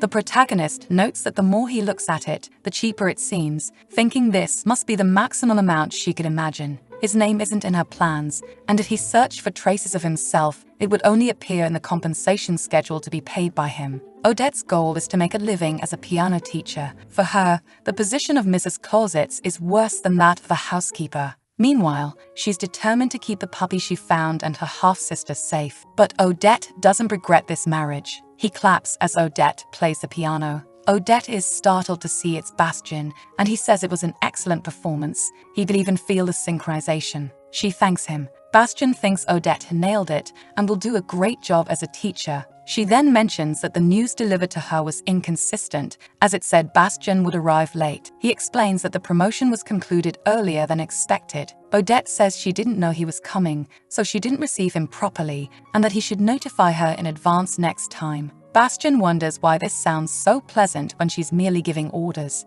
and why Odette's smile feels like a cold wall. Since she hasn't opened her heart, she's only changed how she shows her rejection, and now he thinks he understands. That, even so, the fact he feels this way. He asks if she doesn't want to, and thinks that after accepting this fact, the conclusion became clearer. The conclusion is that he wants Odette, and he kisses her, wishing she would be his, as she was yesterday. Whatever Odette is thinking or feeling doesn't matter to him. Bastien says they are going out and tells her to get ready. She asks where they are going, but Bastien only tells her to wear comfortable clothes. Riding attire would be more appropriate. Because in this marriage, Bastien has full decision-making power. Odette says she will get ready. He asks if she doesn't plan to bring the dog along too. Odette informs him that she named her Margaret, but he can call her Meg. Bastien tells her to put the dog down. In the forest, two men are placing target boards. One of the men asks Bastien if he also needs weapons from the storage. The protagonist says this is enough and thanks them for their effort. Odette thought they were going for a horseback ride. Bastien asks if she's ever fired a gun before. She says never and doubts she will ever touch a gun. He says he thinks she misunderstood, and Odette asks why she should shoot. The protagonist says the weather is perfect for shooting. Besides, it's rare to find time like this. He tells her to come closer. Bastien hands her a gun and says it may be old, but it's enough for practice. He asks if it feels heavy. Odette says it's a little heavy, and he replies that it's just right. But first, he'll explain how it works. Odette asks if he could explain it again because she didn't quite understand. Bastien says he'll explain it a little slower this time. She thinks he's surprisingly gentle when teaching. He says he thinks the theoretical explanation is sufficient and tells her to watch closely. A gun may not always protect her, but it will still be more reliable than a pocket knife. Odette asks if he still remembers, because when she moved into cheap rental houses, she had to think of ways to protect herself in neighborhoods with poor security,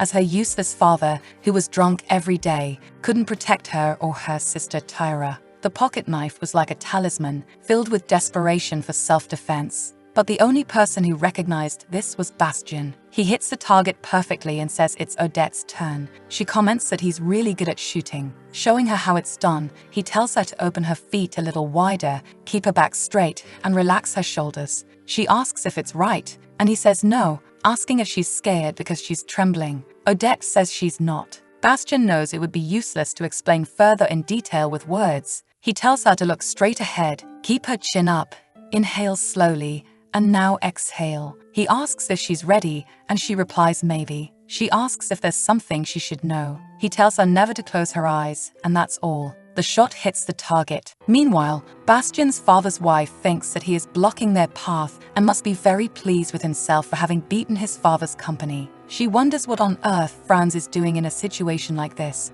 Countess Klein is already dissatisfied with him for neglecting his fiancée and thinks he should visit her more often. She knocks on Franz's door and opens it. Then she sees a covered painting. The woman thinks that for now, there's been no improvement, and yet he's neglecting his fiancée because he's worried about useless tasks and removes the cloth from the painting. To her surprise, Franz is painting Odette. Meanwhile, Odette says she thinks she's getting the hang of target shooting. Bastien thinks she looks quite proud of herself, which isn't a bad thing. He tells her they'll wrap it up now because the last rifle is loaded. He reminds her not to forget to straighten her back. Odette thinks that no matter how many times she does it, she can't get used to it. Odette says she thinks he has a talent for teaching and is as good at it as his shooting skills. Bastien says he's honored and now tells her to aim the rifle a little more to the left. She asks why he chose the Navy, saying she had actually heard rumors that he was going to serve in the army. She mentions that he's excellent at horseback riding,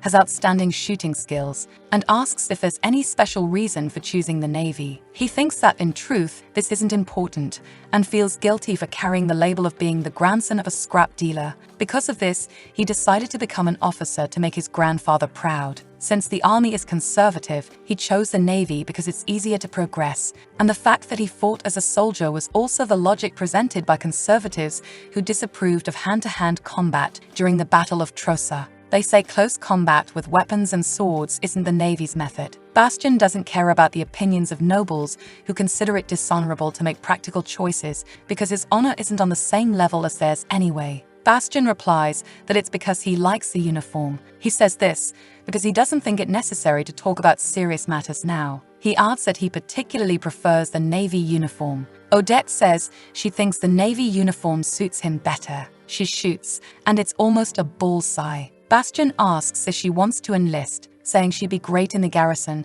and has excellent shooting skills. The protagonist asks if she'd be able to command a naval fleet. He replies that it depends on her. In Sabine's dressing room, she asks if Odette is raising a puppy, and the protagonist agrees. She mentions she'll show Lady next time she visits the mansion. The lady thinks Odette doesn't know anything about this and never imagined Bastien could be so kind to his wife, and even though this happened today, it's always the same. Bastien called the lady, saying he was trying to buy winter clothes for his wife, but it's getting cold. He thought she needed a warm coat and called to ask if he could make a reservation at the tailoring studio. The lady wonders what he's planning to do. Since Odette has a beauty that could captivate any man, she finds it hard to believe that Bastien is one of them, especially since he doesn't even try to hide that fact. She wonders if this is also part of his plan. A woman greets the lady and happily says that Odette is also here. Sandrine says she's delighted to have run into Odette by chance and has something to tell her. The lady excuses herself, saying she has to leave because her dress fitting is ready. Sandrine tells her not to worry, as she'll keep Odette company. The lady wishes them an enjoyable conversation. The snake remarks that it seems Bastien is looking for winter clothes. She asks if there will be no changes to Odette's dress measurements. She adds that it would be frightening if there were and says she's only concerned, as it would be a pity for the new clothes to go unused. As she knows Odette, it's hard to get a reservation at Sabine's, and she asks, after Bastien leaves, won't it be difficult to enjoy these privileges? The protagonist asks what she means by that. Sandrine asks if Odette didn't know that the service request hasn't been sent yet, but Bastien's mobilization is practically decided. Sandrine knows this through Lucas, her brother. There was a time she didn't want to send Bastien back to the battlefield, but not anymore. She believes the most dangerous place for him is near Odette. Sandrine says Bastien will be mobilized again and is returning to the Northern Sea Fleet, the overseas front where the Battle of Trossard occurred, and that he said he'd leave as soon as the naval festival ends. Odette says she understands, and Sandrine says she's sorry because she thought he had discussed it with Odette and assumed she already knew. She adds that Bastien is truly heartless, and no matter what, he should have given her some time to prepare. She asks, when he returns after his service abroad, will the contract period have ended? She remarks that, in the end, Odette's days as Bastien's wife are numbered. To Sandrine, Bastien used Odette to enjoy her for a while and then discard her like a puppet, and that's all. She wonders why she was so anxious all this time. Sandrine advises Odette to make sure she gets as many beautiful clothes as possible because they'll be Bastien's last gifts to her. She asks Odette to take care of herself and stay well. Odette reflects that she hadn't expected it to end so trivially. At night, Odette plays the piano. The puppy Meg notices Bastien behind the door and starts barking. Odette says she thought she had left him a message to go to bed first and asks if the headmaid didn't deliver it. He replies that he received it, but he couldn't sleep. Odette apologizes, saying it took her a while because she felt she needed to practice, but she'll make sure it doesn't happen again. She thinks he's scolding her for breaking the bedtime rule. Bastien asks what that is on the sheet music. Odette says it's a trill, and he asks if it's that soft sound. She asks if he's talking about this part and plays it again. She explains that a trill is an ornamentation since the piano has short note durations, so it alternates with neighboring notes to sustain the sound. Then she asks if Bastian would like to try. He tries, but it sounds completely different from the smooth sound Odette played. Odette says it's not bad and thinks that his playing is similar to his shooting skills. Bastian thinks she has a unique talent for teasing him gently. The protagonist wonders why he didn't tell her about the mobilization. The next day, during shooting practice, Bastian gives her a rifle as a gift. Perhaps he's giving her the rifle so she can have a way to protect herself. This will be his last gift before leaving, and she's grateful for his thoughtfulness. With the marriage coming to an end, she wants to hold onto her gratitude and close this chapter well. So she decides to wait for Bastian to tell her. Odette asks if she can take a vacation this week and says that if there are no special plans, she'd like to take 2 days off. Bastian asks if he ever promised her a vacation. She says not exactly, but in contracts, typically, work agreements guarantee vacations. The protagonist says that would be valid if he had hired Odette as his housemaid. She replies that she understands since this contract is different. Bastian asks what's going on. Odette says her sister wants her to attend Tyra's parent meeting at her school. Bastian says he understands since it's a Gillian girls' school in Karlsruhe, but Odette thinks it's not possible. She says it was an irrational request, adds that it's already late, and suggests they should sleep now. He holds her hand and says she can go. And he adds that, in that case, they can go together, because it happens that he has some business to take care of in Karlsruhe. I noticed that many people who watch our content aren't subscribed to the channel. I need your support to keep making those videos, so if you could help by subscribing, I'd be really grateful.